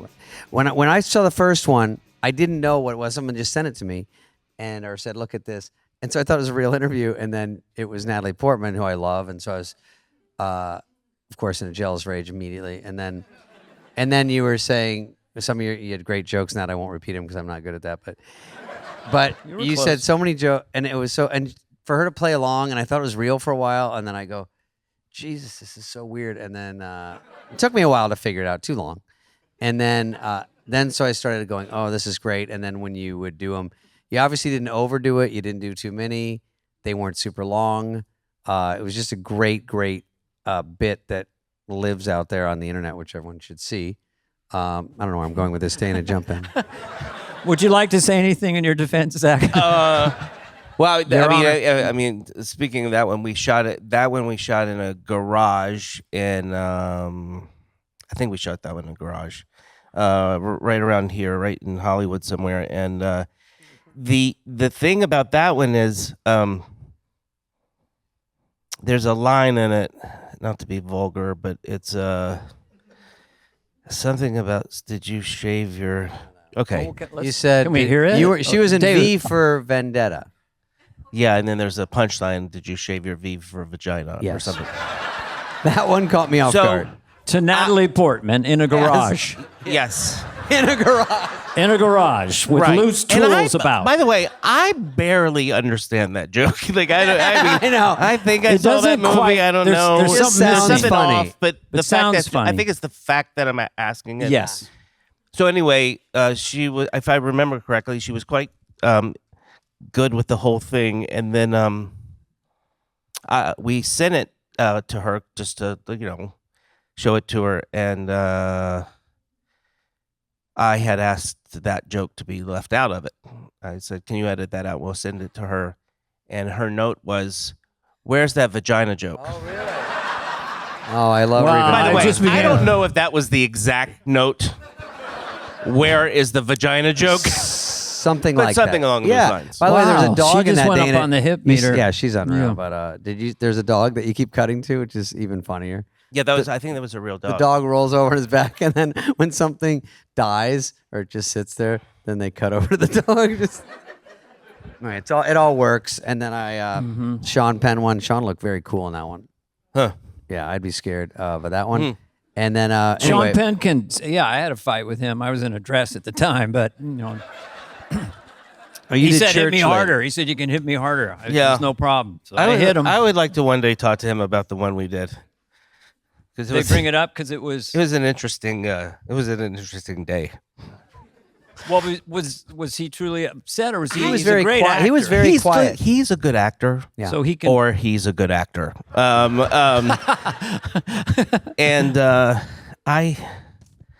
I think he may have been ready to deck me in real life. I don't know. Maybe he was doing a method thing, and I don't. So it was tricky. He held it so serious that you weren't sure if he was serious. He might have been kidding. And I have worked with him. I mean, I not that I know him, but you know, he has a good sense of humor. Yes. He really does. Funny. Yeah. Yes.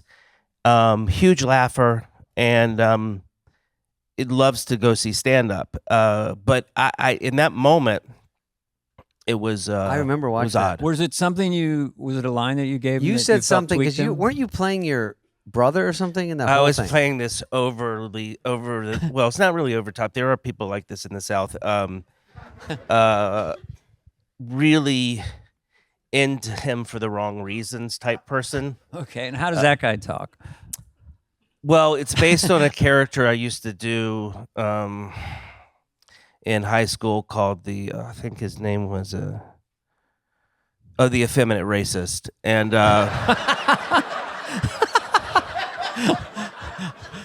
I remember that Skittles. Yeah, but so that's a great. So it's just a guy that talks like this, and so friends of mine that were black in high school would bump me in the hallway, so this character would be released, and I would say to them, "My mom told me not to talk to black people," and they would go crazy, would die laughing because they understood at the time that I was mocking it all.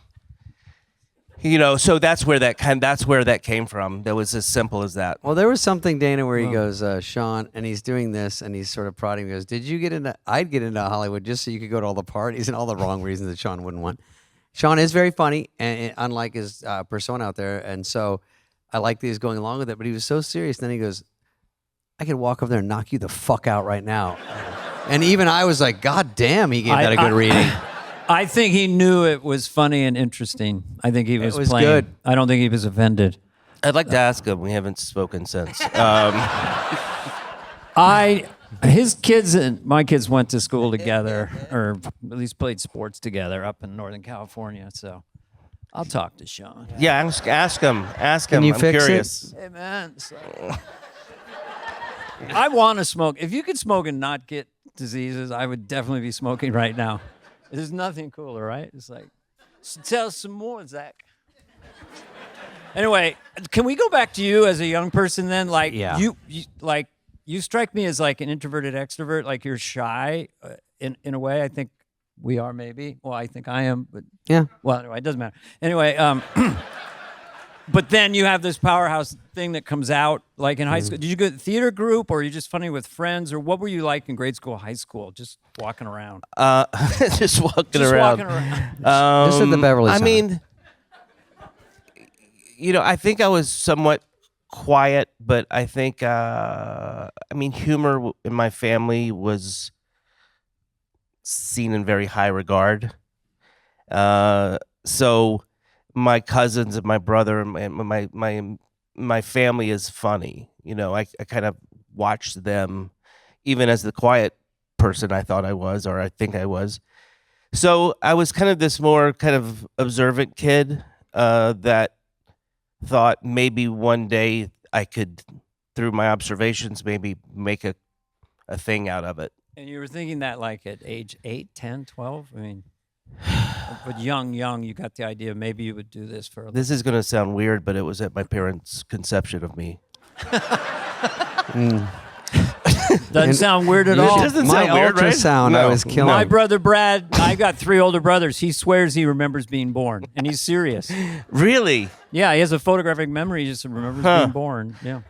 I'm not kidding, Brad, the guy I based but being Garth on. funny younger really pays off, and I think that's for all of us. Like at dinner or at school, like I was at a school that was I was a little bit of a pipsqueak, hard to believe, and always bullied and pushed around. But if you could, I would quietly say jokes to my friends or under my breath. But that kind of, if you get a little something, that's all I had. I wasn't super athletic. I wasn't this. So if you have some little hook like that, you go, ooh, my dad thought it was funny. You know, people think it's funny, and then you go, oh, and then you try to.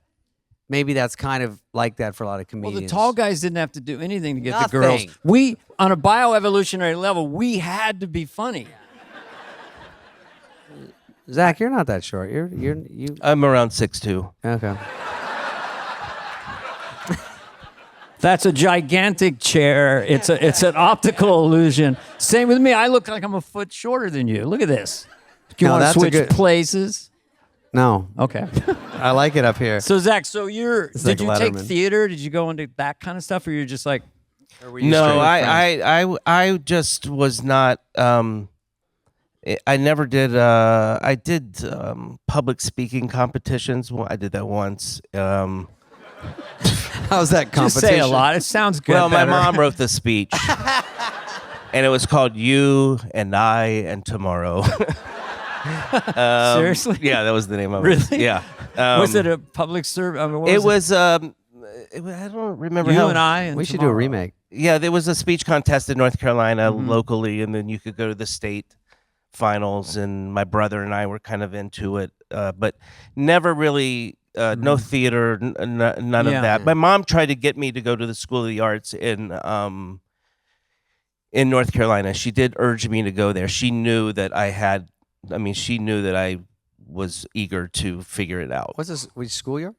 School of the Arts in North Carolina is a really good school in Winston-Salem. Mom. So she was your champion. At least she bought into it. My mom would be like, he's quiet, but I swear he's funny. Like I would hear her say that to my aunts and stuff. And did she want you to play piano? When did you learn to play piano? Oh, right. So I learned piano. I mean, I don't know how to play piano. It's I don't know how to read music. So I don't know why I was getting ready to tell you. Well, I learned piano. I don't know piano. You seem pretty good to me. I can fake it, but for some reason, only sad music comes out of me, and it goes well with the jokes. You know, didn't you do a VH1 show? And I think you. Why do I think there's a piano at the beginning of that? I did. I had a talk show on VH1 years ago, and there was the piano was involved during the monologue. And I think that's why I had the show, because I was like a musical act at the time. Was it sort of variety where you could, because you didn't want to just interview like Johnny Carson, like normal straight interviews, I'm sure, right? I was just trying to figure out, the format had been beaten to death, and I just was trying to figure out, like, how can I do something different but interesting and sometimes funny. Funny was kind of last, but on that show we would have it make it look like no one wanted to come to the show, so we would have one person in the studio audience, but we would have a laugh track of a 6-year-old. So it was very bizarre. Yes. It was really a weird show. Can we find this somewhere? Is it on no, YouTube? most of those episodes are in my attic. Can we find the 6-year-old? I don't think they're online. I don't know if they are. I remember. What was it called? Do you remember? It was called 60 Minutes. Nope. It was called Late World. Late World? Yeah. And how old are you when you do Late World? 30. You know. So how long had you been? I don't know how old I was. I was 35, maybe. I need numbers. How long did you do stand-up in clubs before you got that show? Oh, I was still doing and then that show failed, and I went back to doing open mics. So I had a talk show on VH1, and as soon as it ended, I was like, well, back to the old. So I just went back to the coffee houses in Culver City. And you weren't really making a living then at stand-up, or just a little bit? There was a time where I could go on the road and, do make a living. And I was I was making a living for a while on the road, yeah. And you had an hour? I had an hour of sometimes solid. The material was a little bit too bizarre sometimes, and there was some alienation. I mean, it was funny when you were telling me about. I opened for the Sugar Hill Gang once, and I said a hip hop hippie. Okay. And I remember getting kicked off stage because I made fun of the Bible, and I didn't realize I was performing at a Bible school. Like, and this is how they kicked me off. The woman just came up to the stage. She goes. So yeah, all those shows, all those. Did you have shows. a Southern accent when you were and you got rid of it, or did you actually have a little bit of a? No, I mean, I'm going home in a couple of days, and it'll just go back. It turns back on. It's just it's an easier way to. It's North Carolinian. I mean, what is the? Well, it's not Mississippi. It's not Texas. It's like Appalachia, North Carolina, Appalachia, and a lot of people speak through their nose there. And it's like, hey, how are you? But if you go east in North Carolina, it's very breathy, and it's really beautiful, and it sounds nice.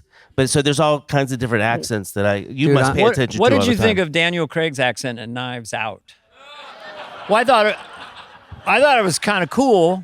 I always find Hollywood always does the Gone with the Wind. I declare I have never seen such a, Well, I think we have a case of murder. Yeah, we got a murder. I think we got a murder case. It's a little foghorn. Yeah, but I thought it was great. I mean, he's a cool. It just has to be funny or sound weird. I think no one's fact checking. Entertaining, but you can go through all the Southern accents. I'm pretty good with knowing where in the South someone might be from. I'm pretty good at it.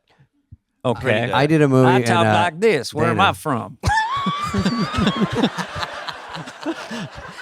You don't seem to know where I'm from. You don't know. He doesn't know. You don't know where I'm from, boy. No.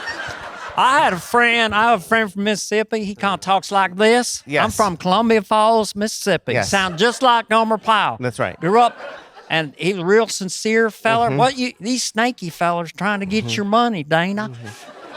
These are direct quotes. He'll be thrilled he got laughs.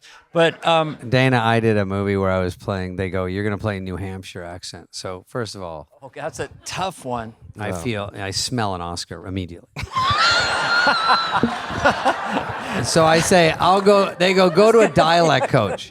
So I go to a dialect coach. I'm like doing it, and they go, "That's a little more Boston." I took 2 lessons, right, for the whole movie, and I'm like, "Listen, guy," and they're like, "That's more." And I pulled her aside. I go, "Here's the deal.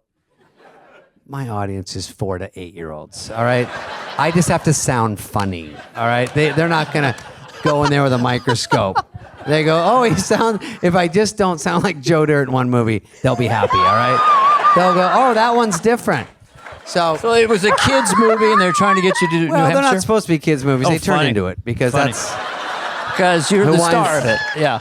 Because all my movies are on TBS because it's the grown-ups channel, and it's just a rotation of every movie. I could have helped you. Do you remember those Petridge Farm commercials? Petridge Farm. Petridge Farm, flaky and delicious. That's the only way I could do New Hampshire. That's New Hampshire? Oh, isn't it? Or didn't kind of recognize it. No. Petridge Farm, coming different blueberry, strawberry flavors. That's the expert over here. I don't know. It's Let's take a tour of the South again. Zach, I'm Miami. playing. What do they sound like? I'm playing Durham. Durham. Is that a city? That's Durham, a city. North That's where Duke Carolina? University And is. I'm excited of playing that, but any trouble? Should I worry about? That's where my dad's from. That's where he's. I don't have any comps left, but Yeah. normally it would be easy. I get him. No, I'm excited It's to a go good there. 'cause I city. don't- It's a good city. I never Very played good down city. there. I love the South. Yeah, I do love too. I miss We it. have other Carolinas. I was going to ask Zach Atlanta. something else. Oh, you were in the how far did you get in the Scouts? I heard you were in the Scouts. I was an Eagle Scout. Is that the complimentary molestation? Where's my notes? Where do my notes go? Oh, here they are. Here they are. I'm kidding, Zach. We're taking that out. That was No, a- that's fine. we're editing We're that. taking that out. Or we're putting on a loop for promotion. Zach's like, All right. if that was actually written down, I'm walking out of here.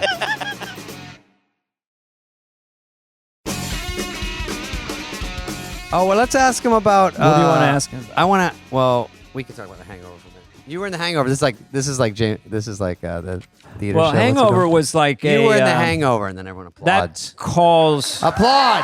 God damn. They don't know. They don't know. Hangover of the last 20 years, the two that got me the hardest as comedies because I see all the strings. Hangover, Tropic Thunder.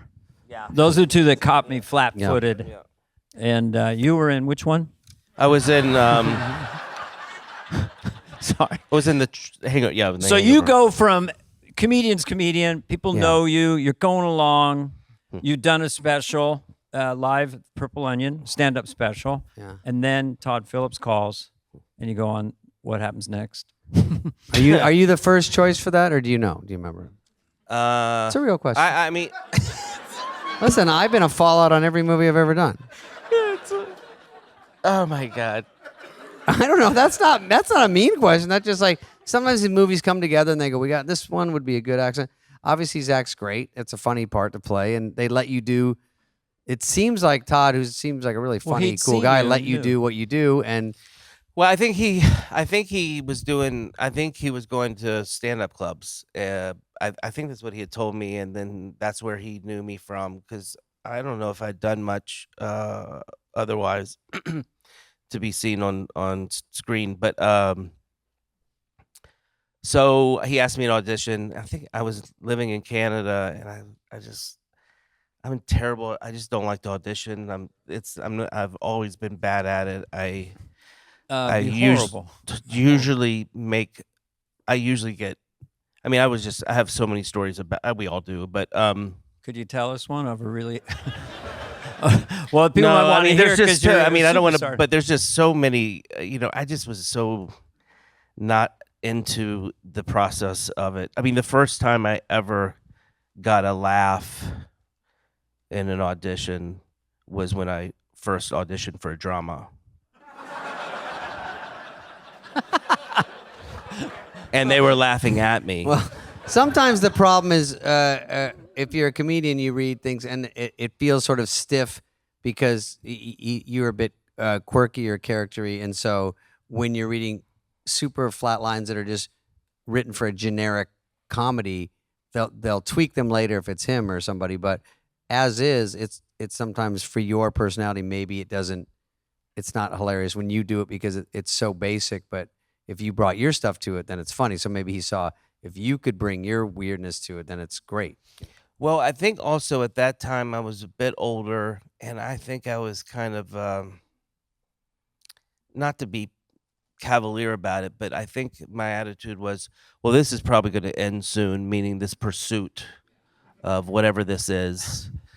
Oh, I see. I don't really care as much because I'll just kind of try to exit without caring, if that makes any sense. Well, wait a minute. So you get the hangover, you're thinking, this is pretty much a mic drop. I'm out of here. No, meaning I'm not going to get this. I'm not going to get this job. I will just, I think my mindset then was, I tried doing showbiz, at that time. I mean, you kind of beat yourself up sometimes, and I didn't really know what I was doing. And I mean, who does? But anyway, I flew down from Canada and auditioned, and I think I remember leaving, getting into my stretch Hummer. So you were doing well. And telling Sugar Ray to scoot over. Oh, God, I laughed, but I did a pilot with him 20 years ago. But then I got the job, and then you do you show up for work and you start acting in it, and I remember going to dinner with the other actors, with Bradley and I forget the other names. Ed Helms. No, it's only Bradley. Who gives a shit about the other guys? Bradley Cooper. Bradley and Ed, and I think Ken and we were all at dinner, and I said to them, this movie seems good. I've never had this feeling before. So I felt there was a real kind of energy on set there that was, sometimes that happens, and it's not, it doesn't translate to the screen. Sure. Mm-hmm. There's great energy on set, and everybody's like, "Oh, this is," but that one, Todd is a very good editor and a really good very good director that knows how to steer that stuff. Sure, you sort of need all the components, and you can lose it anywhere along the way. But yeah, if you do it and you're doing maybe you're doing extra takes where you're just trying different jokes and screwing around, Plus, we all remember The Hangover wasn't a huge movie, and it was probably not a big budget, and you're not going into it going, oh, I just got the Avengers. It's like, oh, I just got a comedy. It could go away. It could be nothing, but it blows up obviously into a huge thing. So it would be probably even scarier to audition for something if you know it's that big. Like people that are auditioning for the sequel are like, holy shit, this is a huge movie. Yeah, I had to audition for the sequel. You did?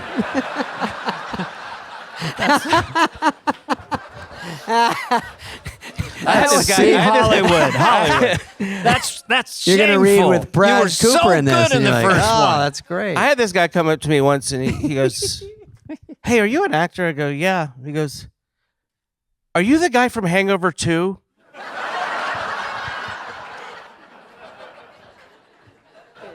I don't even know how I answered. I think I just walked away. I didn't know what to.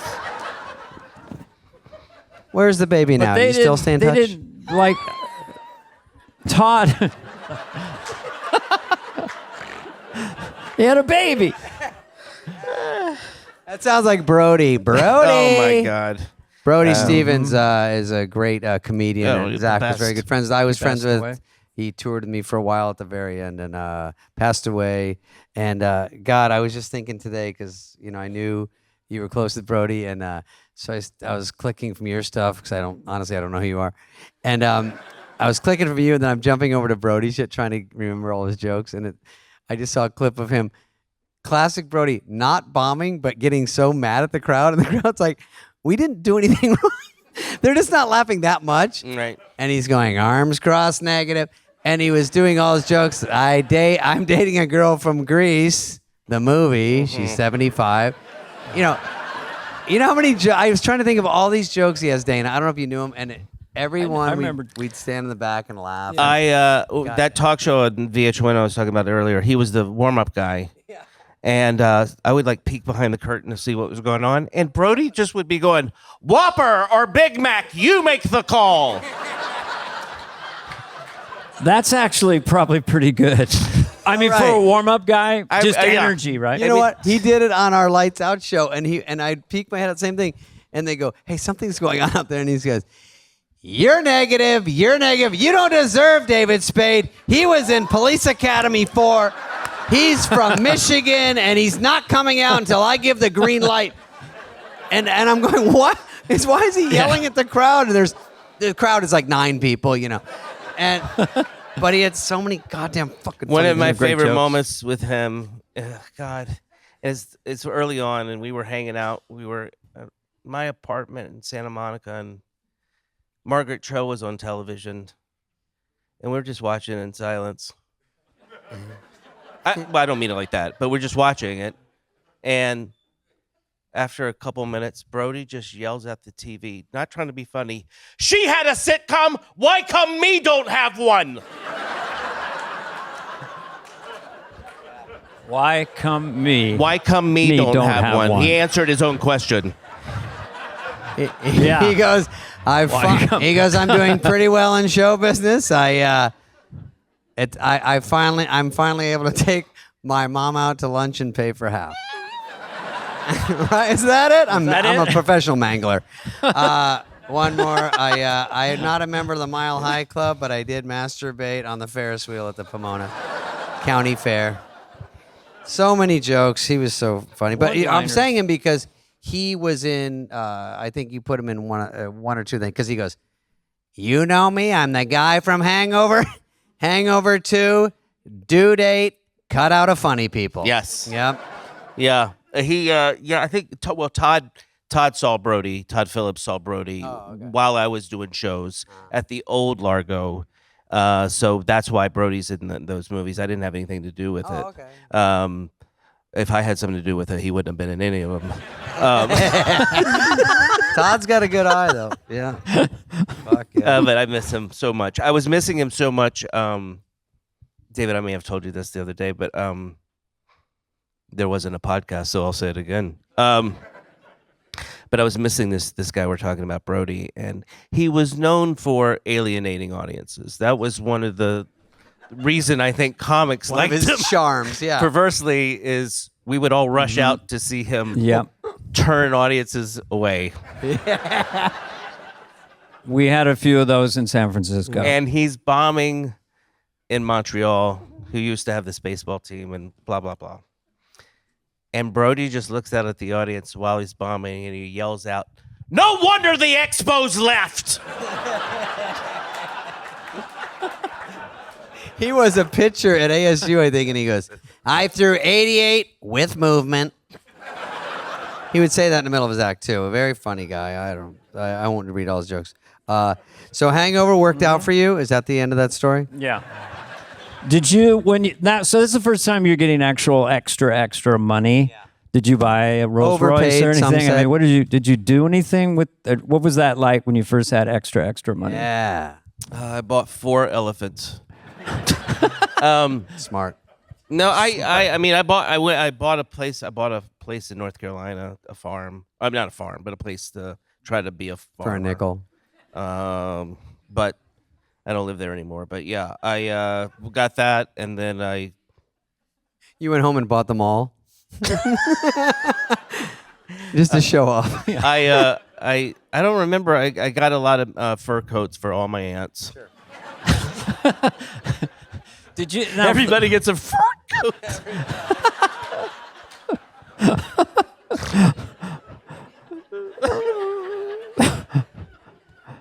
Did you like to farm, right? Oh, I mean, my fantasy is to be a farmer one day. But I look, that's hard work. It's like for some entertainment guy to say that is kind of, but that's what I feel like. If not farm, it's more gardening, to be honest. Okay, but I have a tractor. It sounds bigger, yeah. I have a tractor. I'm getting. Do you drive it around?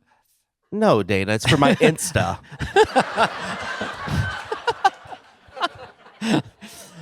But gardening, I like to work with my hands. Yeah. I masturbate, ladies and gentlemen. You got it. That's Brody again. Oh yeah, he goes. I've been doing porno. I do a one-man scene on a yoga mat in Chatsworth. I don't know. Let's talk about Baskets. Baskets was a great show. I don't have to tell this crowd. You don't have to tell this crowd, Zach. They know. Baskets. That's it. You only do cool stuff, Yeah. seems to me. I've done a lot of shit. Cool. You do a lot of cool stuff. You do cool stuff. It seems like you do it on your own terms. Like they let you do your thing, which isn't always the case with everyone. And it's sort of the dream for any comedian. Like, let me just do my own thing. Like Curb is always an example of like, that would be fun to do something like that where you could just do your own thing. And it's very, very hard to do those things. I mean, people look at it and go, that's such a great show, or Baskets. But to write it, cast it well, make it make sense, all that stuff is exhausting. Yeah, I mean, there's a lot of thought that goes into it, and sometimes you get lucky, and most of the time you get unlucky. But sometimes you get lucky with things kind of come to place. I mean, I think that show, if I could bore you with it a bit, is we were just trying to be. I had not seen regular people on television portrayed without. I just wanted to ground a comedy Like so the it could be sheen emotional of Hollywood on them. Yeah. with not this. I wanted it to be dusty, and I wanted it to be more real than I have seen, especially the comedy world. And I asked John Kreisel, the director of it, can you figure out this dusty world I'm trying to tell you about in this rodeo clown world? So, we did our research a little bit and started casting and writing it, and yeah, it's a show it was so fun to work on, and yeah, it was a lot of fun and a lot of work. I was just thinking about Louis Anderson when I was talking about it, and I just heard he died today.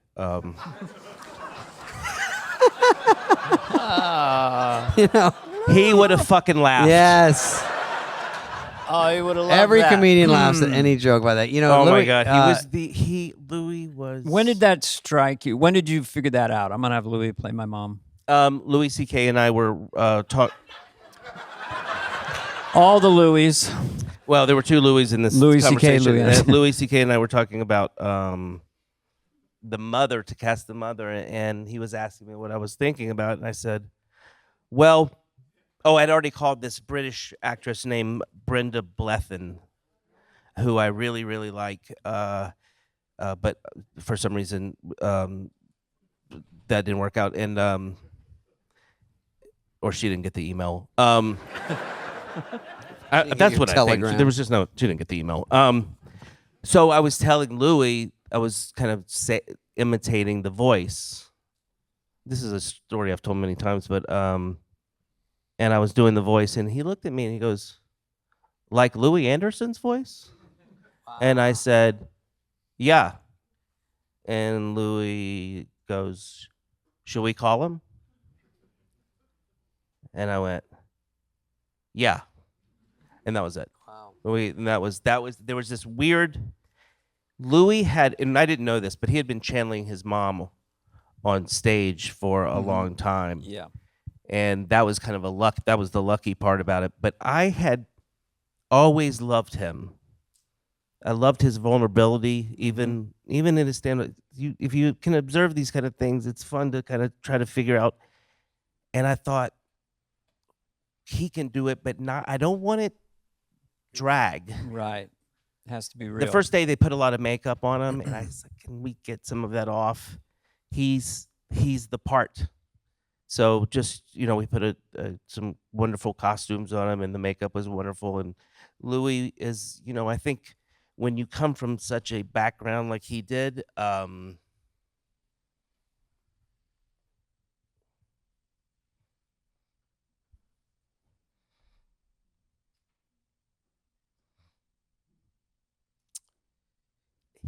think his tenderness came from pain on cue. Jesus. I told my manager, it's like, if I say something cool, someone ruined make sure you beep something. If I get choked up talking about Louis, beep it so it breaks up the ice. This is a good audience. But no, I think Louis had this thing in him that was really could throw it out. Heartbreaking pathos in his stand-up, and a brilliant stand-up and storyteller. But on set, I would die laugh at work with him. He was funny every second. Oh my God. Yeah. God, he just was so great. Mm-hmm. You probably knew Louis. I when I first got to town when I was 20, this is at least 8 years ago. I was so I don't know where I saw Louis somewhere, and I didn't know him. I was in the hallway at the Improv, but he was nice, and I was trying to audition at the Improv or the Comedy Store. Those are the big ones to get in. And but I was 20, and I had an okay act. I had about 8 minutes, and so he says, "Why don't you audition for Mitzi?" And I go, "Oh, I don't even know how to do that." And he said, "I'll bring you down." So I went down there, met him. He went and told Mitzi on their audition night, and I went in the Comedy Store right here. Did my set, did okay. Came out on the sidewalk on Sunset and just stood there, and he came out and he goes, "She didn't like you."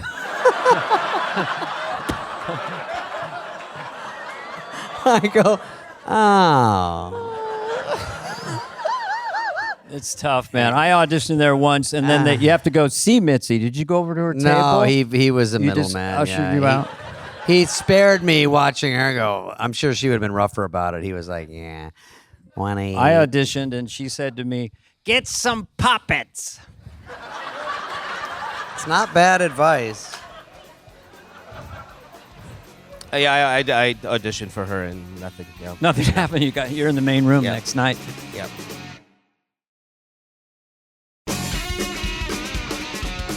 There's nothing else to ask. Nothing else to ask? Knows Fiona Apple. Check. Do you want to do some? Oh, wait, SNL. We had to ask about SNL, remember? This whole thing is about SNL. God damn, Danny, you forgot why I watched both your monologues today. I'd seen them before. Dana had a big day. I'm telling you, I've been researching for 11 hours. No, Saturday Night Live, 2010, 2011. Hosting both times. Yeah.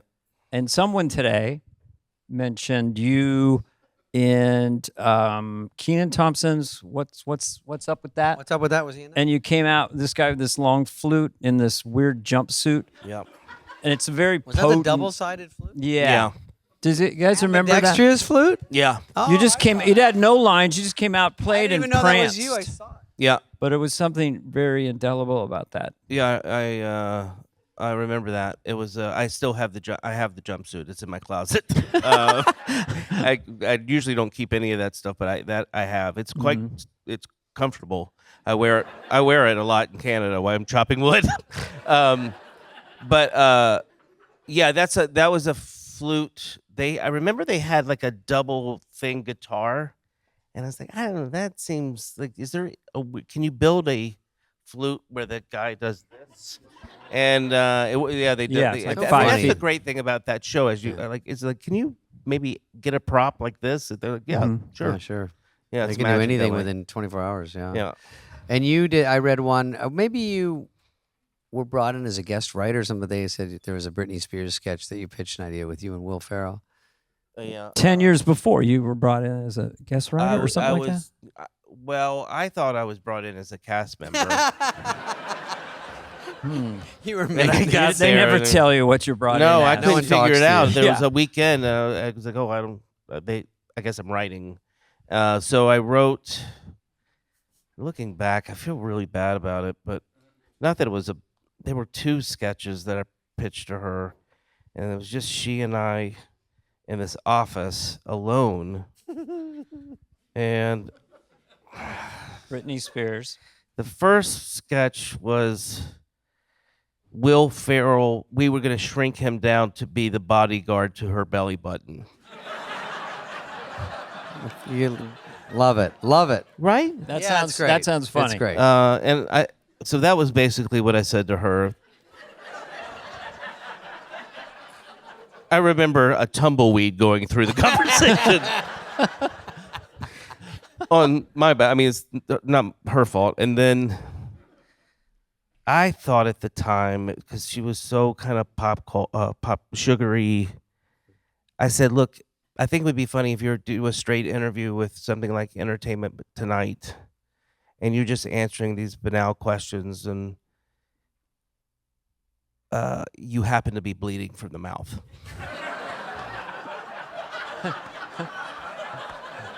I like that. I like it too. This sounds like And a she Monday. just- That sounds a good- I just remember she looked at me,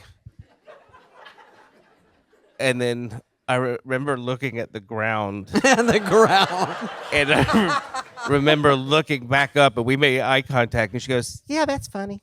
Ah. She was nice about it. She seems very She sweet. was very yeah. nice about it, and That's a funny. it That's could've been a a great fish thing hook or for her something, because yeah. of blood coming down and trying to. I mean, it I would've don't been know. nice- I thought maybe it would be kind of a fun thing, but it didn't work. It didn't work for her. Zach, pop stars shouldn't really bleed on air. Rule number 540. So your monologue. I mean, the second one where you stripped your clothes off. You had a little red jumpsuit on, and then you had a board with letters on it.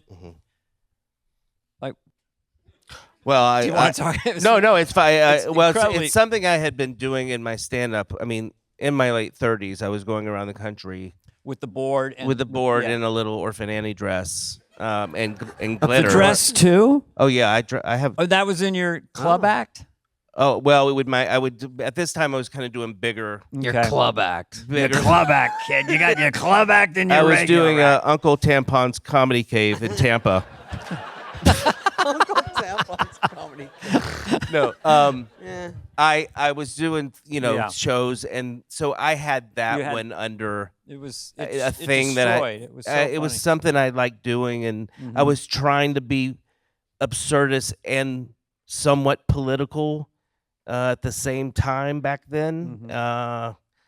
And sometimes, the only way I felt like I could pull that off, or at least to have a message or two, was to do something very weird. And there were a couple of political jokes buried in that.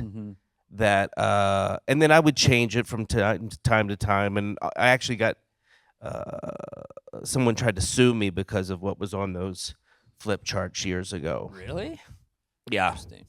So So I would perform as Little Orphan Annie and close out shows. And by the time I was ready to do Saturday Night Live, I think it was 39, dressed as Little Orphan Annie, going around the country. Yeah, like, but this bit is polished. Yes, and dancing in a very much too old to be doing that kind of thing. That was the.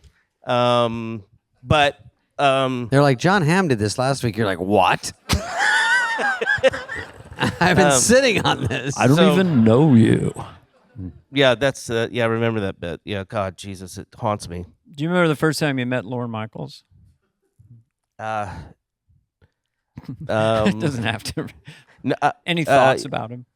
No, I don't remember the first time. I mean, no, I do remember in his office. Yeah, in his office. When you host, you go and you go into that awkward meeting thing that is It'll be a fun week.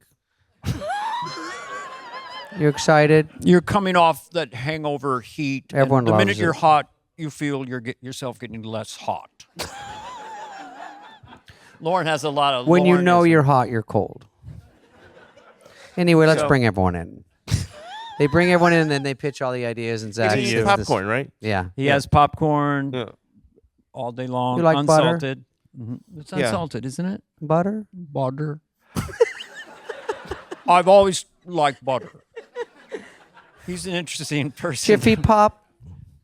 What does he think of Orville everybody's I don't know. He never talks about it. I don't think he knows I'm doing one. It's so bad. But Dana's is. He asked Dana's me is good. once on an airplane. I've been doing it for years behind the scenes, but it was too embarrassing to do it in front of him. So he asked me. He said, like, when you do me, what do you do?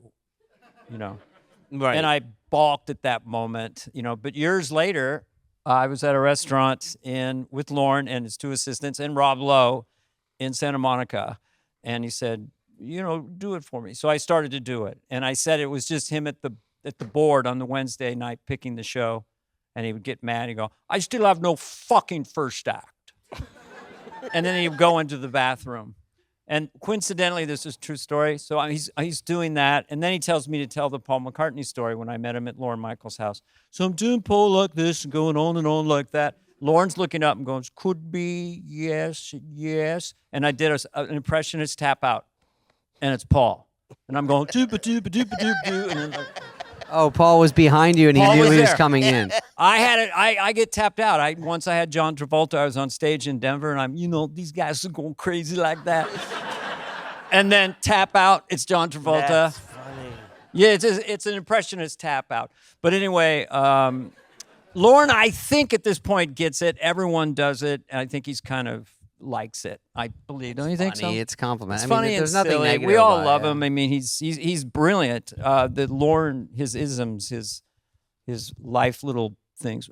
Marriage is a prison everyone's trying to escape into. That's a great one. Wow, that's good. I mean, and he's got tons of those. He talked about funny people. Where you going to live? Are you going to be around funny people? Because there's like only 900 of us on the planet at any given time. And 900 was like the perfect number. Like, really? Is that about it? Like 20 in Poland and like 18 there's only 900 funny people on the planet. Feels a little heavy for Poland. But Lorne, he's a little heavy. Maybe low teens. So you do The Hangover. You're very what is successful. You do Baskets. You do Saturday Night Live. This is a big summary. Big summary. I have some basic questions. Yeah, for go. you Yeah, at let's the drill end. them. These are Drill them basic hard. questions. When you give to charity, is it for ego fulfillment or to help people? It's a good one. Yeah. I think if people don't know that you've given, then you haven't given. Yeah. Finally. Or at least that's the motto of this fucking town. When I do the wire, I call the press people at the exact same time. I go, this wire's not going out without Yahoo News knowing. Let's put us all on one email.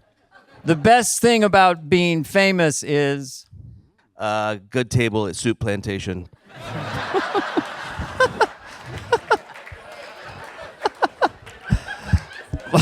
my best feature is. God, hair? Hangover. Hangover. Did you say hangover? Feature film? No. No, my best feature. Oh. I thought it was like looks. That's what I. That's how I took it as looks. Okay. Yes. I have. Okay, I have good legs. All I have right. nice legs. Would you describe yourself as an empath or a narcissist? There's no middle ground at all. I don't know. I don't even know what either of those mean. You know today. what an empath is? Not really. Empath is somebody empathy. like you feel feelings. Oh, I do. Okay, I'm that one. Yeah. You are so totally that one. I am. Can I tell you? David said that I was driving here tonight, and David, a few years ago, a bunch of people were in the green room. Yeah. And the wait, and we were all just talking about stand up and where we used to do it, and how the old days. And David just goes, when I first started doing stand up, as everybody leaves the room. And I saw people start to go. It makes me laugh all the time. I think about it all the time.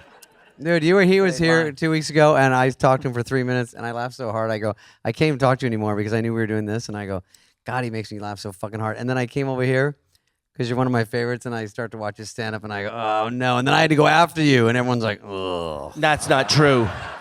That's weird because that's a different interpretation of how I felt after that show. Oh, really? You handed me my hat like that was a tough set. Well, I do that to get in your head. You followed him? His. All right, it was. He left his hat on stage, so I grabbed it, and he was leaving, and I went back, and some Davy Crocker. It was like some, and I gave it to him, and I was like, hey, fuck that crowd, man. That's a good one. Then they go, huh? That's the worst thing you can hear when you get Yeah. off. Oh, Oh, fuck that God. crowd. That Yes. says you bombed. They don't get you. That's the worst. Oh No. my God. God damn it. Okay, well, let's let him wrap up. He's been good. He put in his hours. Put in his hours. How what? So this is a podcast. I don't know. We'll edit it. We'll This will find- be 6 minutes. Yeah, I mean, what? Huh? You sit through it and you edit it? And No, you, it'll we be don't as edit is. anything. How long are they usually? 7 hours. No, they're usually about an hour-ish. Okay. So we just went over an hour. Hour 10. Okay. Yeah. And Are you angling for more money? yeah. Are you amazed how disorganized and amateurish we are? Well, I thought they were. don't I know. know. I actually the fact that you guys and I saw you guys get these chairs out of your cars. We're on a budget. Flanny is tight. So I was impressed with that. Very impressed. No, I like it. I'm a little nervous talking to Zach. It's fun. It's great to see you. I don't see you much. Always fun to see you on stuff, and it's great. And no bullshit. We and think great the you're same way. we butter our people up, but we're sincere. You know, you're one of the Mount Rushmore Yeah, all-time great. comedians. It's So like funny. this of our generation. I Yeah, really mean very that. interesting, dude. Always interesting. I draw a line between you and Will Ferrell only in the sense of the commitment, because Will said no one will ever outcommit me. Yeah. But you commit. No one can outcommit you. Yeah. Well, Will is one of those guys that Jesus, that the way he so funny. goes in and even does like side bits when you're at work that that man is. I remember when we were working together at the time, it was the terrible. Yeah, and the news was the terrible Penn State. Yeah. And Will's a big sports fan, and he was following that stuff. And I, at that time, I was working on getting the statue of who's Penn State's coach? Paterno. I wanted to put that in Will's yard. I'm a big molester fan. I was following that case too.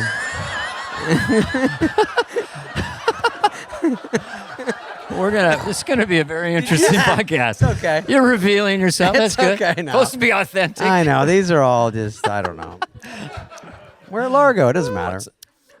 It's Largo, but thanks. Thanks, Zach. Thanks, Zach. Thanks, Dana. Thanks, David. Thank you, Zach, guys. thank you Thanks very for much. coming Thanks on. to the audience.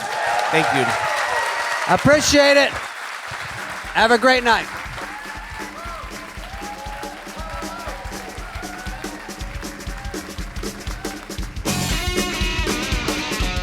This has been a podcast presentation of Cadence 13. Please listen, then rate, review, and follow all episodes. Available now for free wherever you get your podcast. No joke, folks.